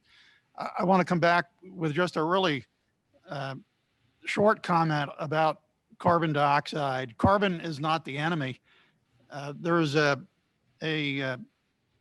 very thoughtful guy by the name of Bill McDonough that has classified carbon into three categories. Living carbon, that's in the natural cycle. We breathe carbon dioxide, mostly out. Durable carbon, which is locked up either geologically or even in some long life plastics, for example. And fugitive carbon, that's just the carbon that gets out into the atmosphere, maybe into the oceans where we don't want it. And it's the fugitive carbon that we want to go after. We've got to find a way to do that. So rather than thinking about decarbonizing, there are parts of the world that we want to recarbonize. We want to reforest and do mangrove swamp restorations and that kind of thing. On your question of investment, this is a really tricky point that we're at right now. Energy companies, generally speaking, don't have a lot of access to equity. They don't have much access to debt. And given relatively low oil prices, their cash flows are low. And this is what you said, Ken, this is, has the potential to create investment problems. And that could be kind of across the board. I mean, you asked the question of, is the pandemic going to help or hurt?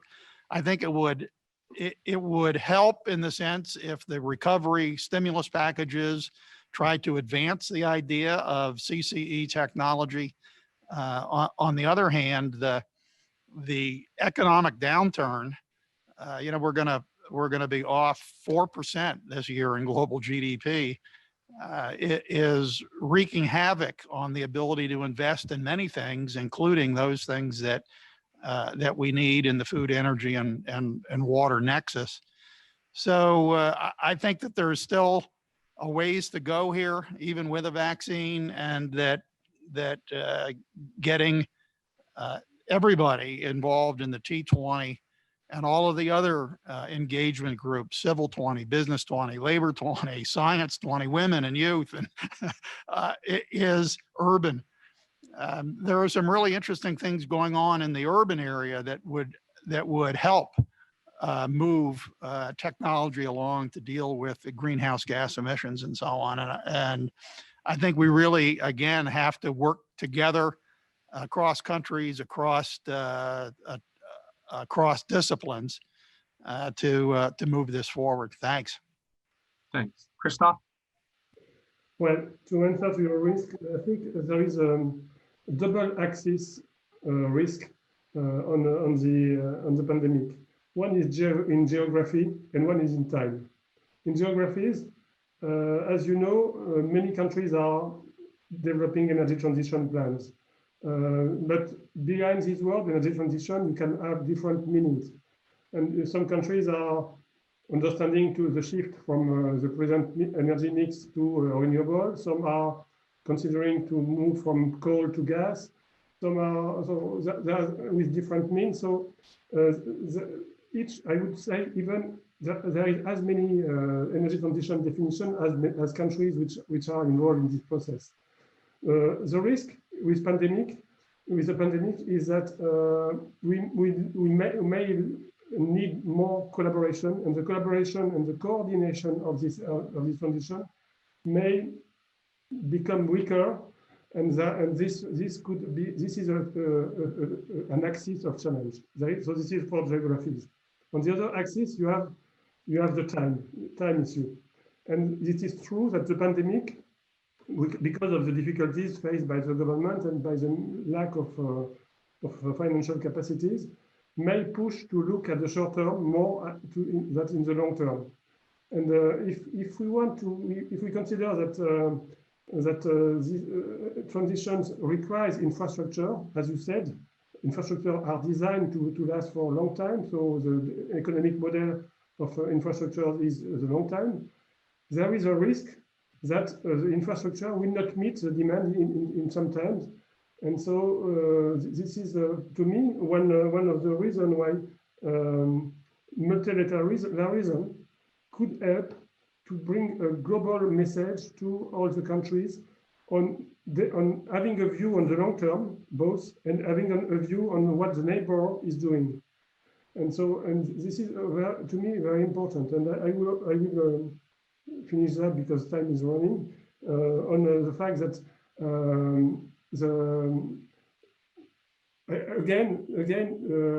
I have nothing, Adam, against the carbon. I have never used the decarbonization in my words.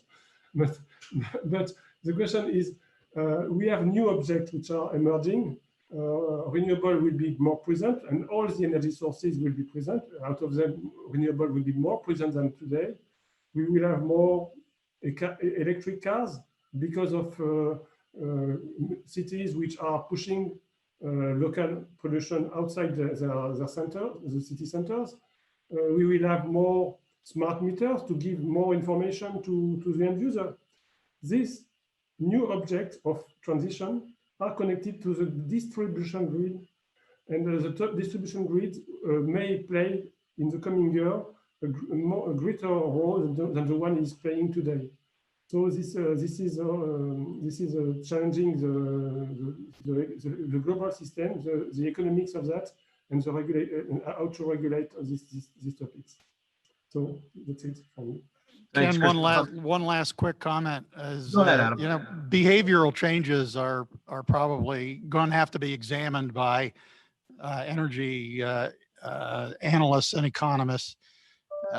Meetings like this held virtually clearly will save some jet fuel, but you know, I've been telling people that the next chance I get, I'm going to be flying somewhere, either in the kingdom or outside the kingdom for my vacation. I'm not going to do a virtual one. And I just saw last night, this is a Jevons paradox kind of problem for, you know, they call it the bounce back effect, I think, for economists.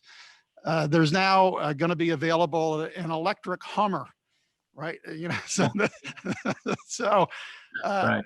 I'm not sure that we're going to. Again, I think you need all of the options on the table, because I think electric vehicles alone aren't going to solve the problem, because people might just buy big electric vehicles, and that's not going to give you the right answer. Thanks, Ken. And Christoph, thank you very much. Yeah, I know we're up against it on time. Unfortunately, this is a subject we could spend hours discussing, and I definitely encourage everybody who's listening in to, you know, offer their contributions to the literature, to policymakers, you know, be active in the space. I think it's really important. One thing that I just want to highlight in closing, which both Christoph and Adam sort of referred to in their remarks, is that the discussion about energy transitions, it is a multilateral discussion, because as economists, we like to talk about the principle of comparative advantage and leveraging that to optimize use of resources that are local, quite frankly. Those could be human capital resources, energy resources, water resources, food resources, whatever we're talking about. But the basic idea is to figure out ways to engender growth through the optimization of what you do best. And in different places, quite frankly, you do different things best. And so recognizing those comparative advantages can really only be done in an optimal way through a multilateral approach. And I think that's actually a really important message to take forth from these types of discussions, because if we're going to achieve the types of goals that have been laid out, it's important that these be approached in a multilateral way, because certain regions have certain comparative advantages that others don't. You know, that said, we also have an incredibly difficult coordination problem in front of us. So figuring out how to coordinate across value chains, across industries, across countries, to achieve goals that are for the broader global good, such as goals like addressing climate. Of course, those are paramount, but they're also fraught with difficulty, but with every difficulty, there's an opportunity. So with that, I'm gonna go ahead and close. Christoph, Adam, thank you very much for joining us, and I'll pass it back to you, Majid. Pleasure. Thank you, Dr. Medlock, and all the panel members.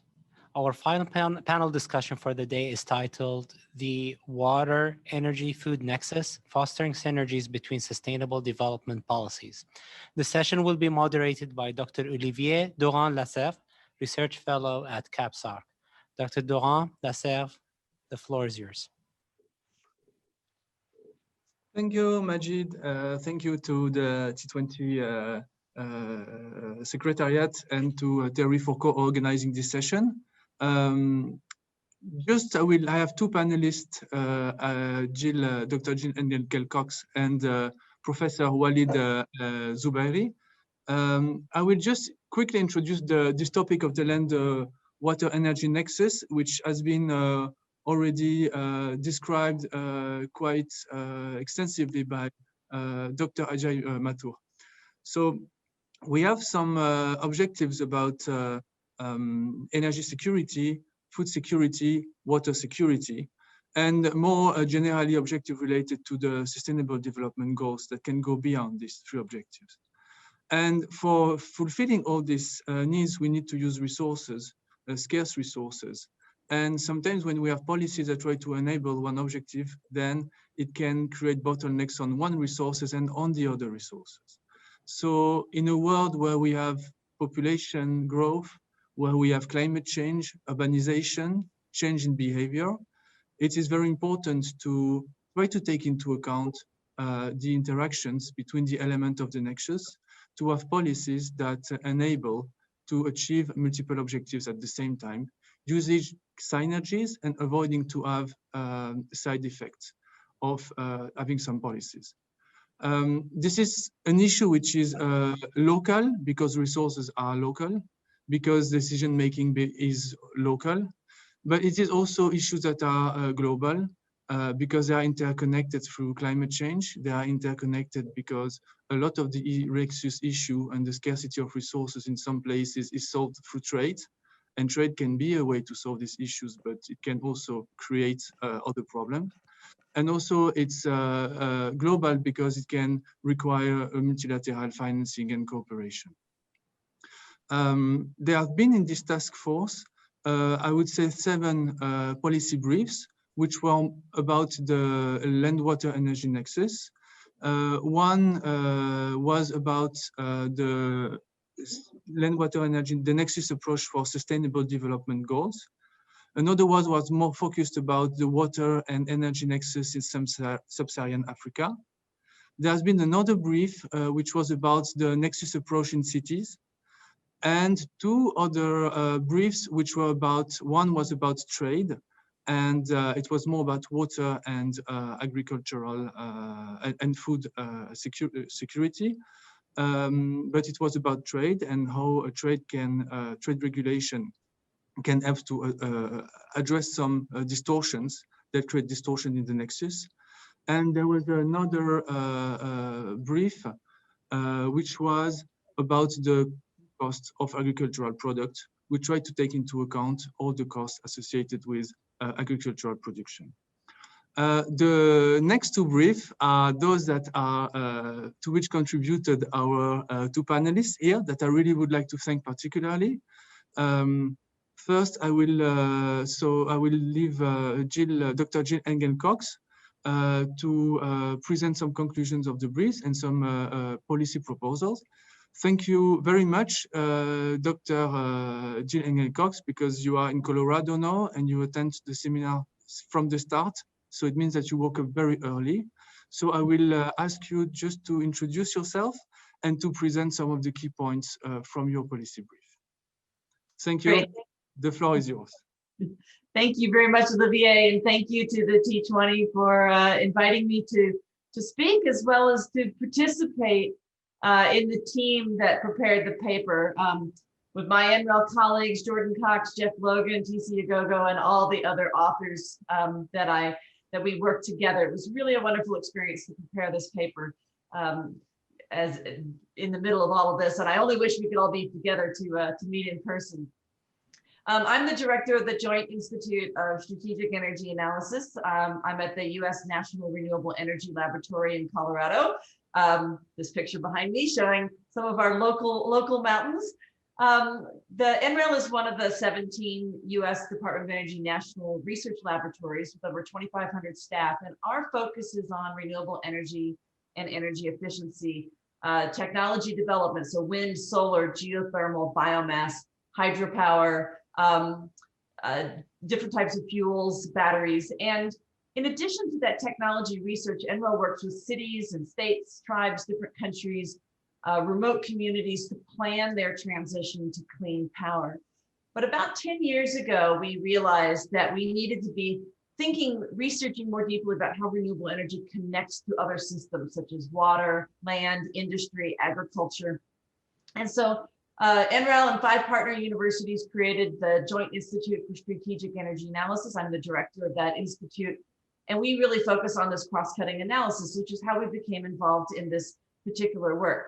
So we've looked at the energy-water nexus, the energy and land use, and more recently, food systems. So talking about the production of food, how it gets consumed, how it grows, how it's processed, and how it's transported. And then what we've learned is that it's really critical to consider and deploy renewable energy without compromising food and water sustainability. And so it's important to consider them together. And there are many ways that renewable energy technologies can help conserve water and land when compared to traditional energy sources, especially thermal energy sources. But that land and water use of renewable energy can really vary significantly across the different technologies. And so it's important to consider those solutions individually by technology and by location. For example, solar photovoltaics use almost no water, but they can take up a significant amount of land if not deployed correctly. Geothermal energy uses very little land, but does use some water resources. And then if you look at biofuels, they have quite an impact on they can have an impact on agriculture and food. So a really cohesive Nexus approach looks at the different technologies, it looks at the impact that they have on water and agriculture, and then you look at multiple sustainable development goals at the same time.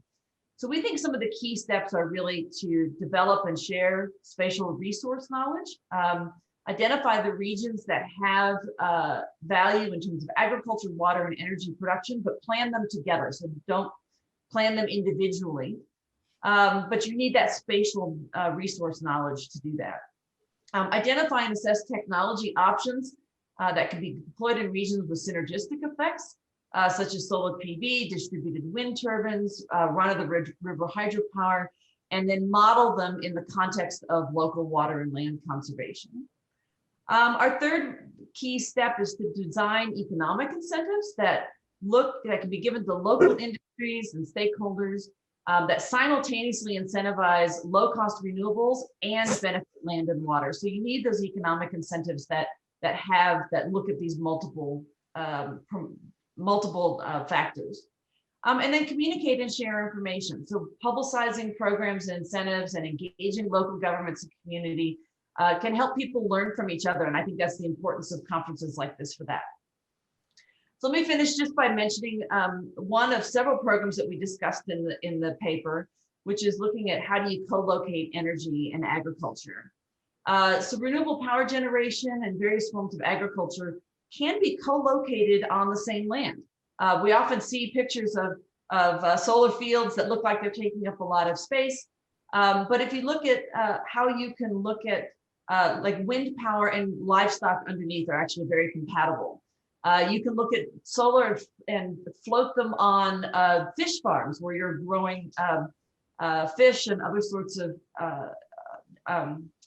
proteins. We actually call this photovoltaics.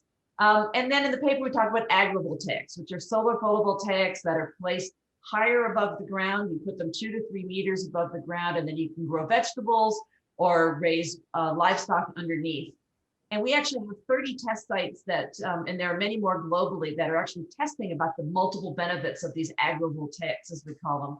So the farmer receives payments for the energy generated, but they also, as a land lease, but they also get the profits from growing the crops underneath. The soil retains more moisture, so there's actually less water used for irrigation because you've got the partial shading from the solar panels. Many high-value crops, different types of vegetables can grow actually better with this partial shading. And the solar PV operation, interestingly enough, actually operates more efficiently because the panels are cooler. So it's just an exciting technology option when you begin to consider food and water and energy at the same time. But it's important also to study and understand the benefits and which crops grow best and how you actually operate these systems. So I'll conclude by saying that land, water, energy nexus is really grounded in local needs and the resources available locally.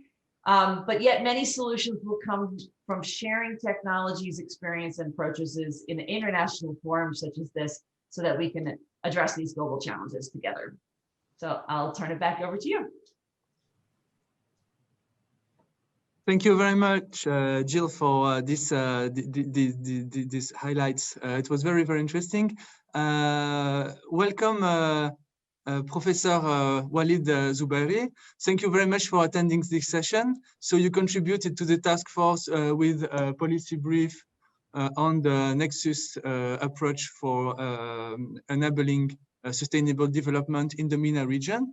So I turn to you to briefly introduce yourself and to give some of the key points of your brief. Thank you very much. The mic is yours. Thank you for having me. It is a pleasure to be with you, with such a many pillars in the field, and I have really learned a lot. And thank you for putting me at the end because this is a really very nice learning experience. My name is Walid Zubairi. I am a professor of water resources management in the Arabian Gulf University, which is a regional university funded by the 6 GCC countries located in Bahrain. I also serve as the chairperson of the Technical Advisory Committee for the Water Resources Council of the Kingdom of Bahrain. I got my PhD in earth resources, earth sciences, specialized in field of groundwater modeling from Colorado State University. So I am very close to you, Jill. And I am familiar with this picture. This picture, I have lived 3 years there. So I have seen this picture before. We are doing a lot of research on the water energy food nexus in terms of quantifying, modeling, governance, planning, and management and security. These are three resources that are really very highly interlinked in our region, and we think that there are a lot of conflict that can be mitigated and trade-offs to be minimized. And there is also, on the other side, a lot of synergies that can be capitalized on if we really understand the relationship very well. And probably the technological solution is one of the, one of the issues that we have to look at. But our paper is focusing more on the governance issues or the enabling environment issues to really take that nexus into a policy, at the policy stage. This paper has been prepared with my colleague, Professor Khalid Ruwais from King Saud University, I'm going to be giving a very quick brief on the main challenges and proposed actions to be taken by the countries to enhance the the thinking or let's say the water, energy, food nexus perspective and thinking in the Arab region. It's going to be focusing on the Arab region. I don't think I have to say that the region is probably have very strong relationships between the water, energy, food nexus. Probably more than any other region in the world, the region is energy intensive, water scarce, and food deficient. And it is one of the regions that's been considered as one of the most economically and environmentally vulnerable to climate change, among other regions in the world. These strong interdependencies between the water, energy, and food are really intensifying with time as the resources on the demand of resources is increasing due to population growth, due to inefficient management of the three sectors, either in the supply side or in the demand side. We have a lot of losses in the supply chain, and we have also very bad or irrational consumption patterns emerging. And also, we think that the impact of climate change on these three resources will also intensify this relationship. Now, to achieve the security of one of the sectors independently, without looking at the others, can really jeopardize the resource, the sector itself, as well as the others. For instance, if we think of achieving food security through local production using our limited water resources, we are not going to be only overexploiting our water resource, but we will be also collapsing the whole agricultural sector or whatever remains or whatever limited agriculture we have. So we have to be very careful in putting any policy in place for achieving a security of one of those. At the local level, and it was very interesting that some people talked about solar pumping. At the local level, in the Arab region, solar pumping was introduced, but it had a it was introduced to reduce the energy consumption, but it has a very negative impact on groundwater exploitation because there is no charge, there is no energy consumption, and solar energy became actually a nemesis for management. And that's because the Ministry of Energy did not coordinate with the water ministry in terms of how to introduce the solar pumping in the region. That's very important in the terms of at the policy level. Now, all the countries in the Arab region believe that they have to abandon the silo management of the three sectors and move toward the more integrated management between the three sectors, which is what we call it the Nexus perspective or the Nexus management approach.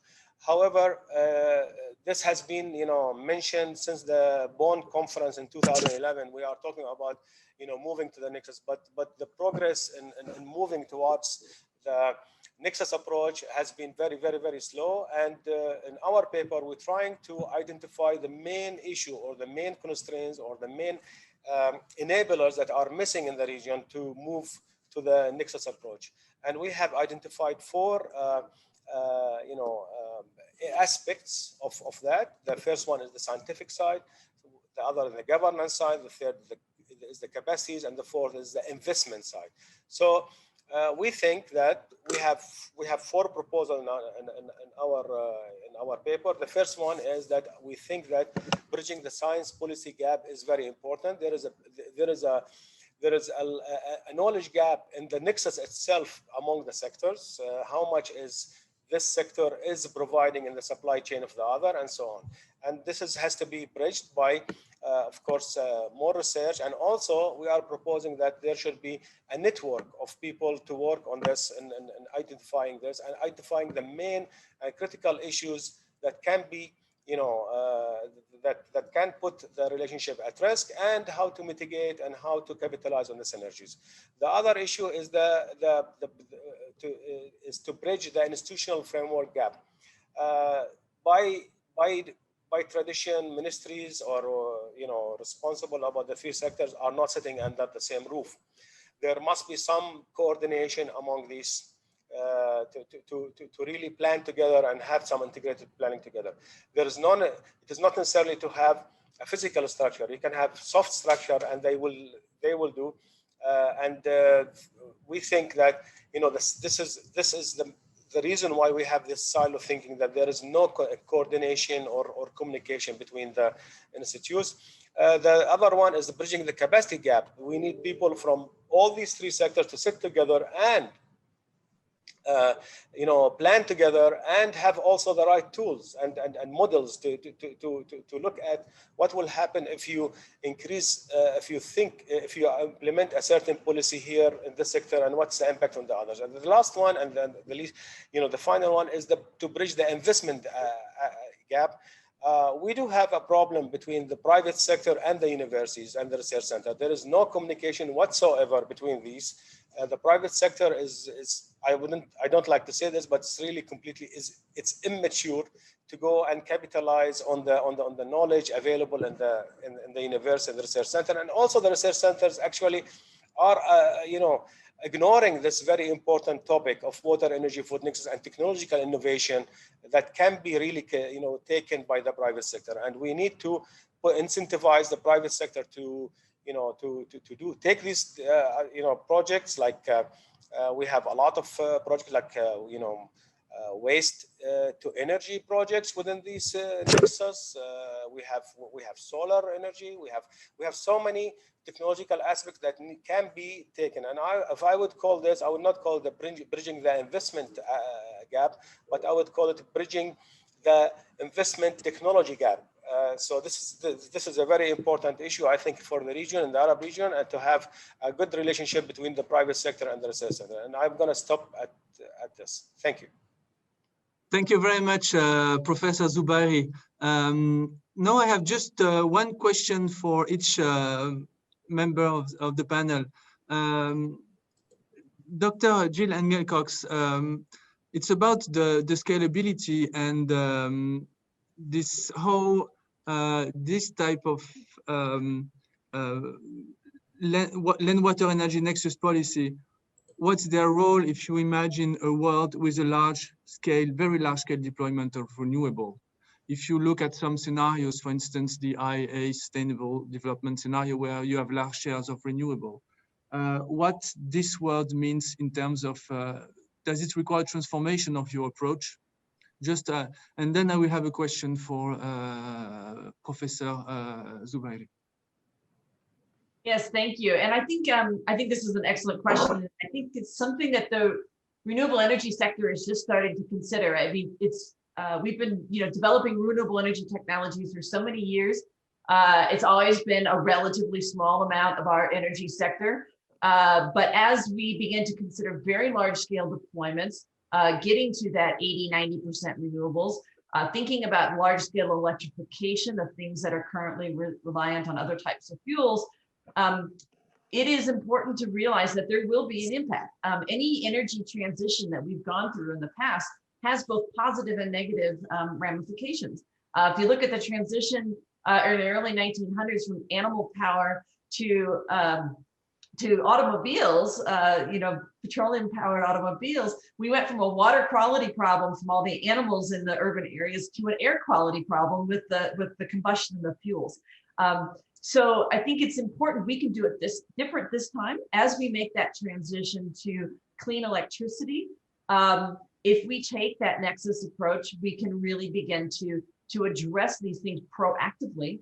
Imagine the different impacts, imagine that there might be land impacts, and implement creative solutions such as agrivoltaics, photovoltaics, co-locating wind and agriculture, various other elements, distributed energy as opposed to co-locating, very large power plants that we currently have, more centralized. So beginning to think about these different solutions proactively by considering land and water and other resource issues simultaneously, I think will help us enable us to manage this transition so that we maximize the positive impacts and minimize any potential negative impacts. And I'm very, I'm feeling very confident.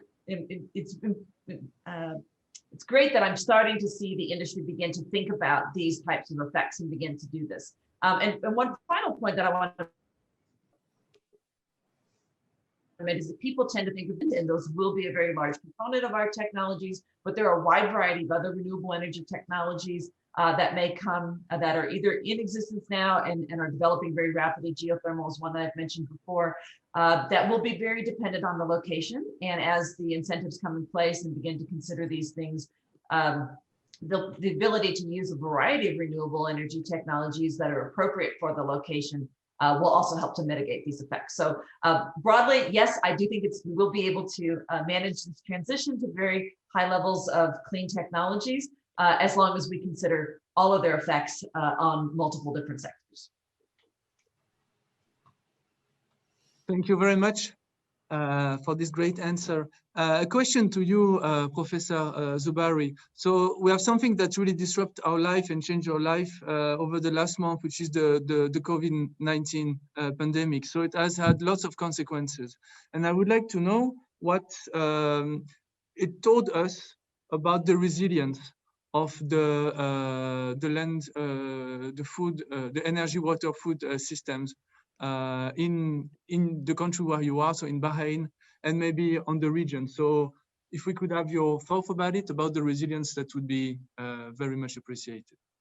Sure, but it's a very wide it's a very wide topic to talk about the three at the same time. It's really, it needs it's 1 hour or 2 hours in a discussion. But let me tell you about our experience here in the GCC countries when the COVID started. We normally, most of our work in terms of emergencies or risks, that we evaluate the risks that are going to hit our infrastructure. That any pollution or disruption in our water supply system. But this time it was really completely different.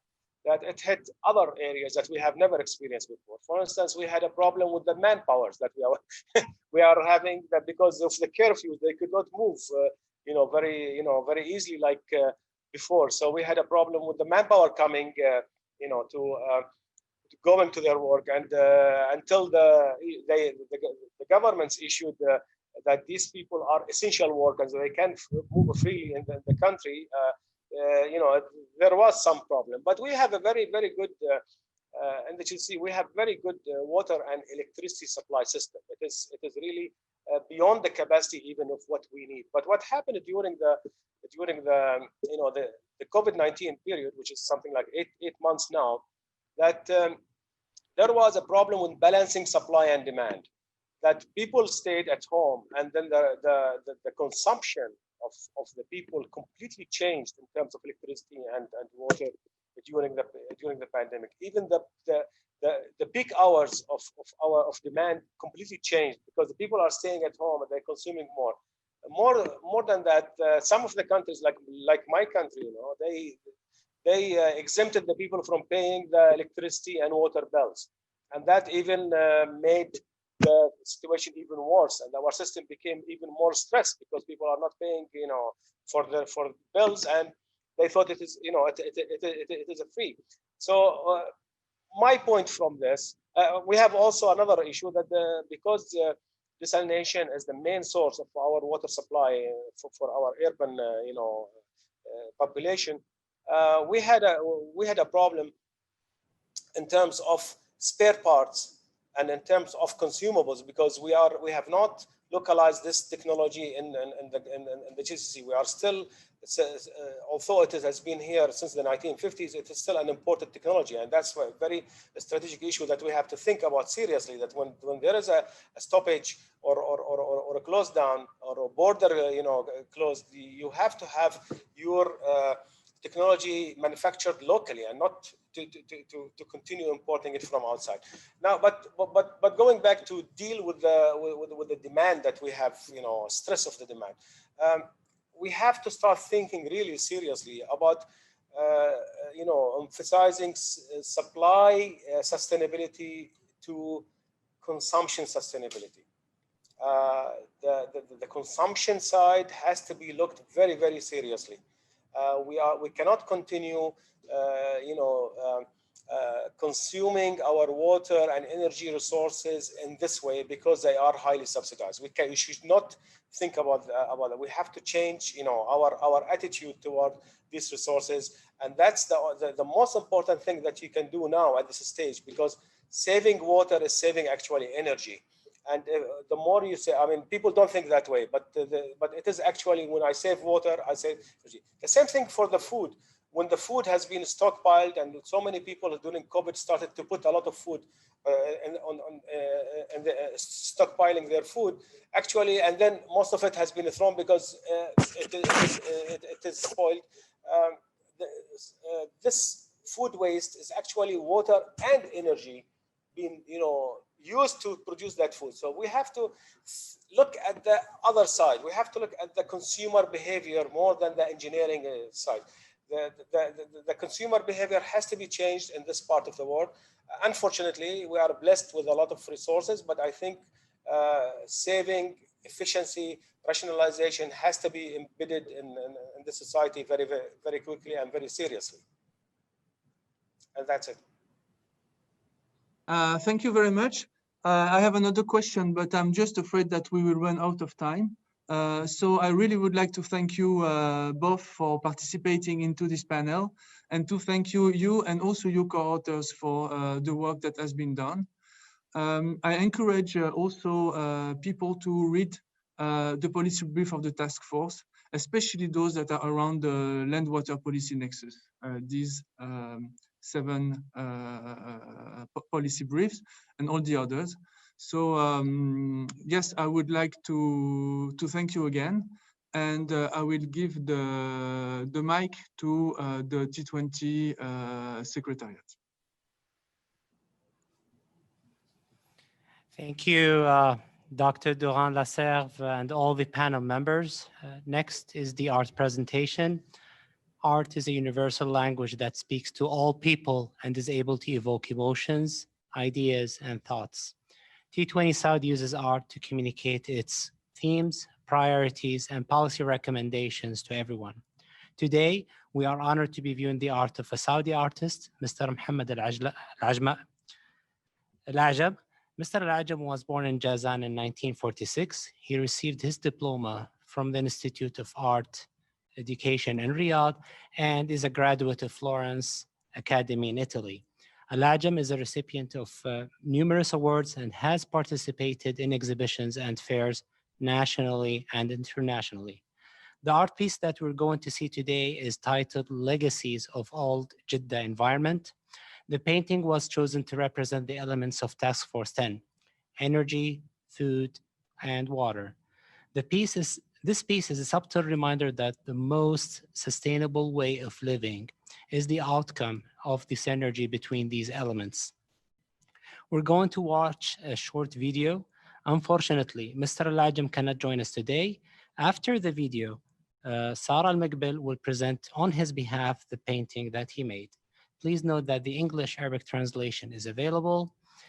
If you need it, select the audio language by clicking the interpretation tab at the bottom of your screen.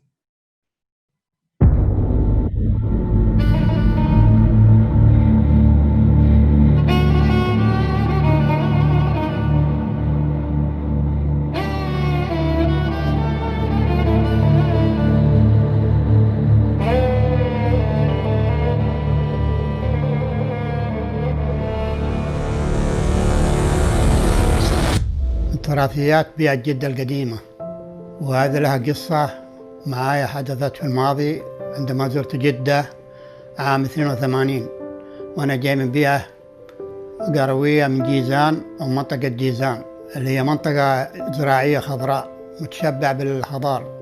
فزرت مدينة جدة وتجولت فيها وشفت القديم من البيوت ومن الأشجار ومن الشوارع الضيقة المتقاربة من البيوت والرواشين والأشجار زي النخيل وفي البحر والقوارب إلى آخره من البيئة التراثية القديمة في جدة. فعلى أساس هذا صممت الموضوع، إلا أنه روح الألوان متجذرة في داخلي من بيئتي الخضراء اللي هي جيزان الزراعية. اللوحة ذات تراث شعبي وفيها رموز مختلفة، ولكن يغلب عليها عنصر النخلة ومن النخلة. فالنخلة لها فائدة عظيمة في حياتنا بما تقدم لنا من غذاء، وهذا مرتبط بالمحور اللي هو الغذاء في الحياة، الأمن الغذائي. والحمد لله مملكتنا الغالية فيها من الأشجار النخيل ما لا يحصى. وزعت هذا العنصر في اللوحة وله ارتباط بداخلي بما أجده من حاجات متجذرة ومن خبرة من مدة طويلة وأنا أرسم في هذه الأشجار زي النخلة، فهي شجرة حق لها التقدير والاهتمام بها.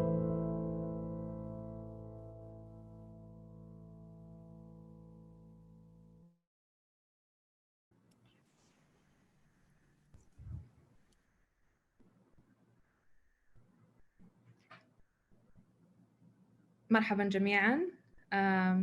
أشكركم على استضافة عمل الفنان محمد الأعجم اليوم. أنا سارة المقبل، المدير الإبداعي لمشروع حملة مجموعة الفكر العشرين لربط الفنون المحلية بمحاور البحث والنقاش ال11. الفنان محمد الأعجم يعتبر أحد رواد الفن التشكيلي اللي يرى الإلهام العظيم في رمزية النخلة، يرى فيها الوفرة والعطاء وعدم احتياجها للكثير من الرعاية اللي تمثل الاستدامة وتنمو بشكل طبيعي ومترابط ومتوائم مع الجغرافيا المحلية اللي عاش فيها. الفنان محمد الأعجم يؤمن جدا بالثروات المحلية. زي ما شفتوا في العمل الفني يوجد الكثير من رمزية المآذن والنخل والأبواب والشبابيك. نرى بعض من التصوير للأرفف الكتب وللسلالم اللي شافها في بيئة جدة أو في تراثيات بيئة جدة القديمة. الفنان جدا متعلق في المنطقة اللي نشأ وعاش فيها، وجدا متخصص في مزج الألوان، واستخدم الأكريليك على القماش. طبعا الفنان محمد الأعجم من محافظة بيشة بجازان أو منطقة جازان في جنوب المملكة، منطقة زراعية خصبة خضراء جدا، تتميز بوفرة المياه وبطبيعة خلابة أثرت على أعماله. حصل على دبلوم من معهد التعليم الفني في الرياض، وكان متخرج بامتياز وبشهادات تقديرية. وخلال حياته المهنية يعني شارك في جميع العديد من المعارض الخماسية والرباعية على المستوى الوطني والدولي، وتخرج أيضا من أكاديمية فلورنس في إيطاليا. تم اختيار العمل تراثيات بيئة جدة القديمة لتمثيل محور أنظمة الطاقة والمياه والغذاء المستدامة، لأن القيم الفني وفريق العمل وجدوا في مجموعة الأعمال اللي تم اختيارها تمثيل العمل بكل تفاصيله وبكل رمزيته لكل الهموم والمحاور اللي يعمل عليها فريق العمل في المحور العاشر، من دعم التحولات المنظمة والمستدامة في تحقيق الازدهار للجميع، وتسريع أهداف التنمية المستدامة، والحفاظ على أمن الطاقة واستقرار الأسواق، والحفاظ على الأمن فيما يخص شؤون المياه. طبعاً إذا جينا نتكلم عن أهمية الفن والاتصال، إحنا بالنسبة لنا كانت فرصة عظيمة أن نقدر نربط قطاعين مهمة جداً، اللي هي القطاع البحثي في مجموعة الفكر العشرين والقطاع الفني ببعض، بطريقة توصل الرسالة بشكل مبسط وإنساني أكثر.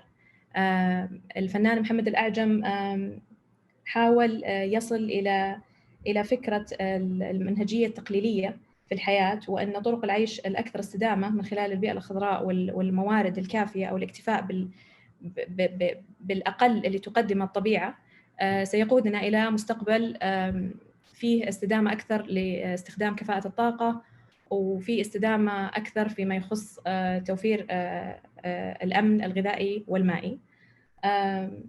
العمل يعني تم إنجازه في عام 2012، يعني وهي فترة يعني تقريبا من حوالي يعني قرابة 10 سنوات.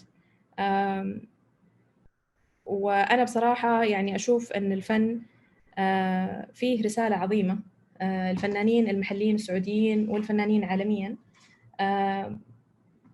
يعني نقدر نقول أنهم عندهم رسالة إنسانية غير مكتوبة، عادة ما تكون مصورة في أحد الأطر أو الأشكال الفنية، ولا تأتي من فراغ. هم يحملون هموم تخص جميع المواضيع الإنسانية، الاقتصادية، السياسية، الاجتماعية، اللي تؤثر على حياة الإنسان بشكل مباشر، ويحاولون يصورونها في أعمال إبداعية فنية تحمل شعور حقيقي وتحمل هم حقيقي. أنا أحب أشكر مجموعة الفكر العشرين على هذه الفرصة. كنت أتمنى جدا أن الأستاذ محمد الأعجم يكون مشارك معنا اليوم، للأسف أنه تعرض إلى يعني عارض صحي وما كان قادر على المشاركة، وأنا جدا يعني أفتخر أني أتكلم نيابة عنه اليوم. وأشكر جميع المشاركين في الجلسة اليوم، من باحثين ومن قادة ومن فريق مجموعة الفكر العشرين، على إتاحة الفرصة لتسليط الضوء على اهتمام الفنان بهذا الشأن الإنساني. And I'll thank also the translator. I'll switch to English. I really appreciate what you guys are doing in terms of research and the depth that you go to into finding solutions that would affect and change the future of humanity. And I think our role as creative sector or communicators and in the art field, we really appreciate being able to connect the world of art and the visuality of it into helping people understand more about what you guys are doing. It's very deep, it's very intellectual, it's very sophisticated, and linking the 12 task forces into art pieces was such a journey, and filming all these short films was also a very magnificent journey to all of us in our team, and we were humbled, and it was a great pleasure working with everyone and participating and speaking today with you. Thank you very much. Thank you, Sarah. And now I would like to welcome Dr. Franca Bruni, Vice President at the Institute for International Political Studies, to take the floor. Dr. Bruni? Yes, can you hear me? Loud and clear. Well, towards the end of this very interesting webinar that I have very much enjoyed learning a lot, including the art presentation, I would like to thank the organizers for allowing me to present the Italian perspective on the theme of this task force. Thanks to the Secretariat of the Saudi T20, and particular to its chair, Dr. Fahad Al-Turki, and to the Energy and Resource Institute as co-host of the event. The very interconnected themes of this Task Force 10 will certainly be crucial for next year's Italy's T20, and our work will certainly proceed also in this front in deep connection and continuity with the results of the Saudi T20. Energy transition, water and food are receiving careful attention in Italy's policy perspectives, with a special sensitivity for international and multilateral plans. Italy's perspective also in these themes is very much embedded in the EU approaches, in the EU priorities, diplomatic postures, and policy actions. On energy transition, coherently with the premises of the Paris Agreement and with the approach of the European Union, Italy has shown its commitment and willingness to act towards an effective green transition. In December 2019, an integrated national energy and climate plan has been organized along 5 dimensions. First, an appropriate type and an appropriate amount of decarbonization, with special emphasis on ambitious targets of reduction of greenhouse gas emissions, targets that can rely on important results that have already been obtained in recent past, especially in renewable energies and in research on hydrogen and on circular carbon economy. Energy efficiency, with ambitious targets for 2030, around 40% reduction for both primary and final energy consumption. Energy security, with special emphasis on the diversification of energy sources. Internal market for energy, with special emphasis on market interconnections with highly developed renewable energies. Research and innovation on energy matters, with special emphasis on broad alliances on European level and beyond. The connection between Italy's perspective on these matters and the European framework is crucial. The EU seriously aims at being the first climate neutral continent in 2050, and statistics show that its emissions have been falling in impressive ways between 1990 and 2018. And let me also mention the enormous emphasis received by climate-related investments in the recent anti-COVID shock support plan named Next Generation EU, where Italy has a very large part, as you know. And more widely, in the multi-annual financial framework 2021-27. We are planning something like 550 billion euros of climate-related investments in Europe.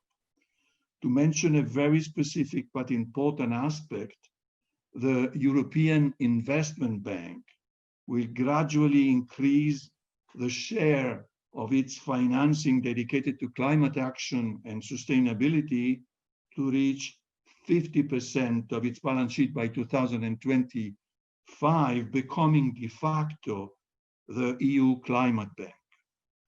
The Italian perspective on water is also rather ambitious. Italy was in the forefront during the G20 water dialogue held by G20 agriculture and water ministers in September 2020. Special efforts are planned to help pushing the boundaries of traditional thinking about water investments, also facilitating new forms of financing. Such positions have been taken also during the first annual conference on water investment and financing in the framework of the Mediterranean dialogues that were held in Rome in 2019 with the organization and cooperation of ISPI. Finally, let me mention the food front. In the aftermath of the COVID crisis, Italy has promoted the Food Coalition, the global alliance to ensure access to food to all. The G20 Italian presidency will work with FAO to ensure healthy and sustainable food systems. And let me also recall the fact that Italy has proved its core interest in the issue already 5 years ago during the Expo in Milan, which was devoted to the motto, feeding the planet, energy for life. Italy's leadership on this issue has also been shown in 2018 when it opened the Africa Center for Climate and Sustainable Developments in Rome. On the food front, the Italian perspective is naturally supported by the formidable importance of the agriculture and food industry in the country, and I would say by the crucial sensitivity that comes from being the most biodiverse country in Europe, thanks to its morphology, geography, and microclimates. Well, let me stop here, reassuring again the strongest interest and commitment of Italy's T20 2021 on the themes of this Task Force 10, and renewing my personal thanks and those of ISPI for having hosted this brief address on Italy's perspectives. Thank you. Thank you, Dr. Bruni, for an extremely interesting account of what promises to be a year of progress under the Italian presidency. We're now getting ready to wrap up this webinar, and I hand it over to Dr. Fahad Al-Turki, T20 Chair and Vice President and Head of Research at CAPSARC, for this closing remarks. It's been a privilege and honor to work with you, Dr. Fahad, and Hassan Teri on this. Sir, you have the floor. Thank you, Majid. Good morning, good afternoon, and good evening, everybody. It's a pleasure to attend all of these webinars since we started our summit season back in September 17th. This is our 10th task force and our second largest task force with nearly 20 policy briefs, but tackling an important topic on food and water and energy. I would like to first thank our lead co-chair, Dr. Hissa, for her dedication and hard working. And for those who don't know Dr. Hissa, she wears many hats under the T20. So she's the Sherpa of the T20, she's the head of the secretariat and the lead co-chair for the task force. So it's been very busy for you, but I think it's been a great journey for the task force and for the T20. Thanks to Dr. Hissa help and support on this. Of course, I enjoyed the discussion today. There have been a very interesting dynamics in terms of the issues that are being raised within the panels. And definitely food, water, and energy are the core pillars of economic prosperity. If you look at our vision, which is striving for a future of prosperity, sustainability, and inclusion, I think all of the issues related to food, water, and energy ticks all the three boxes of our vision. We heard in different panels the reference and the focus on affordability, sustainability, security, and stability as main elements that will ensure prosperity for the economies within these three elements of food, water, and energy. It's actually all of these parameters, which is for our terminology, affordability, sustainability, security, is the center of the geopolitical and economic discourse, if not managed well. I noted some of the recommendations that through reading some of the policy briefs and listening to the panels, and I would like to highlight that one of the major recommendations that we heard more and more in the policy briefs as well as today is to promote measures that support technology and innovation to create sustainable and stable global food market, as well as preserve the energy security and market stability to ensure prosperous future. And this includes issues related to the stability of the market. I know many of our team members here at CAPSARC have done many work on this issue. One of the main challenges that we, I think, as a T20 aspire to is to connect the fragmentation of or overcome the fragmentation of policy initiatives within the G20 as well as outside the G20 countries, to promote innovation to facilitate a sustainable water, energy, food nexus. So these are the things that I captured, some of the things that I captured during the discussion today, which is very interesting, and I think we need to carry on and emphasize on them during our summit, during our drafting or publication of our communique, and into the Italian presidency. And we heard from Professor Franco Bruni the commitment moving forward on the issues related to energy, climate, food, and water. So I would like to extend a special thank to Professor Franco for accepting. This is the second time we see you in in our webinars. So thank you very much for joining us. And thank you very much for agreeing to close this important webinar with Italian perspective. We look forward to working with you on these issues moving forward into the Italian presidency next year. And hopefully it will be in person there rather than virtual.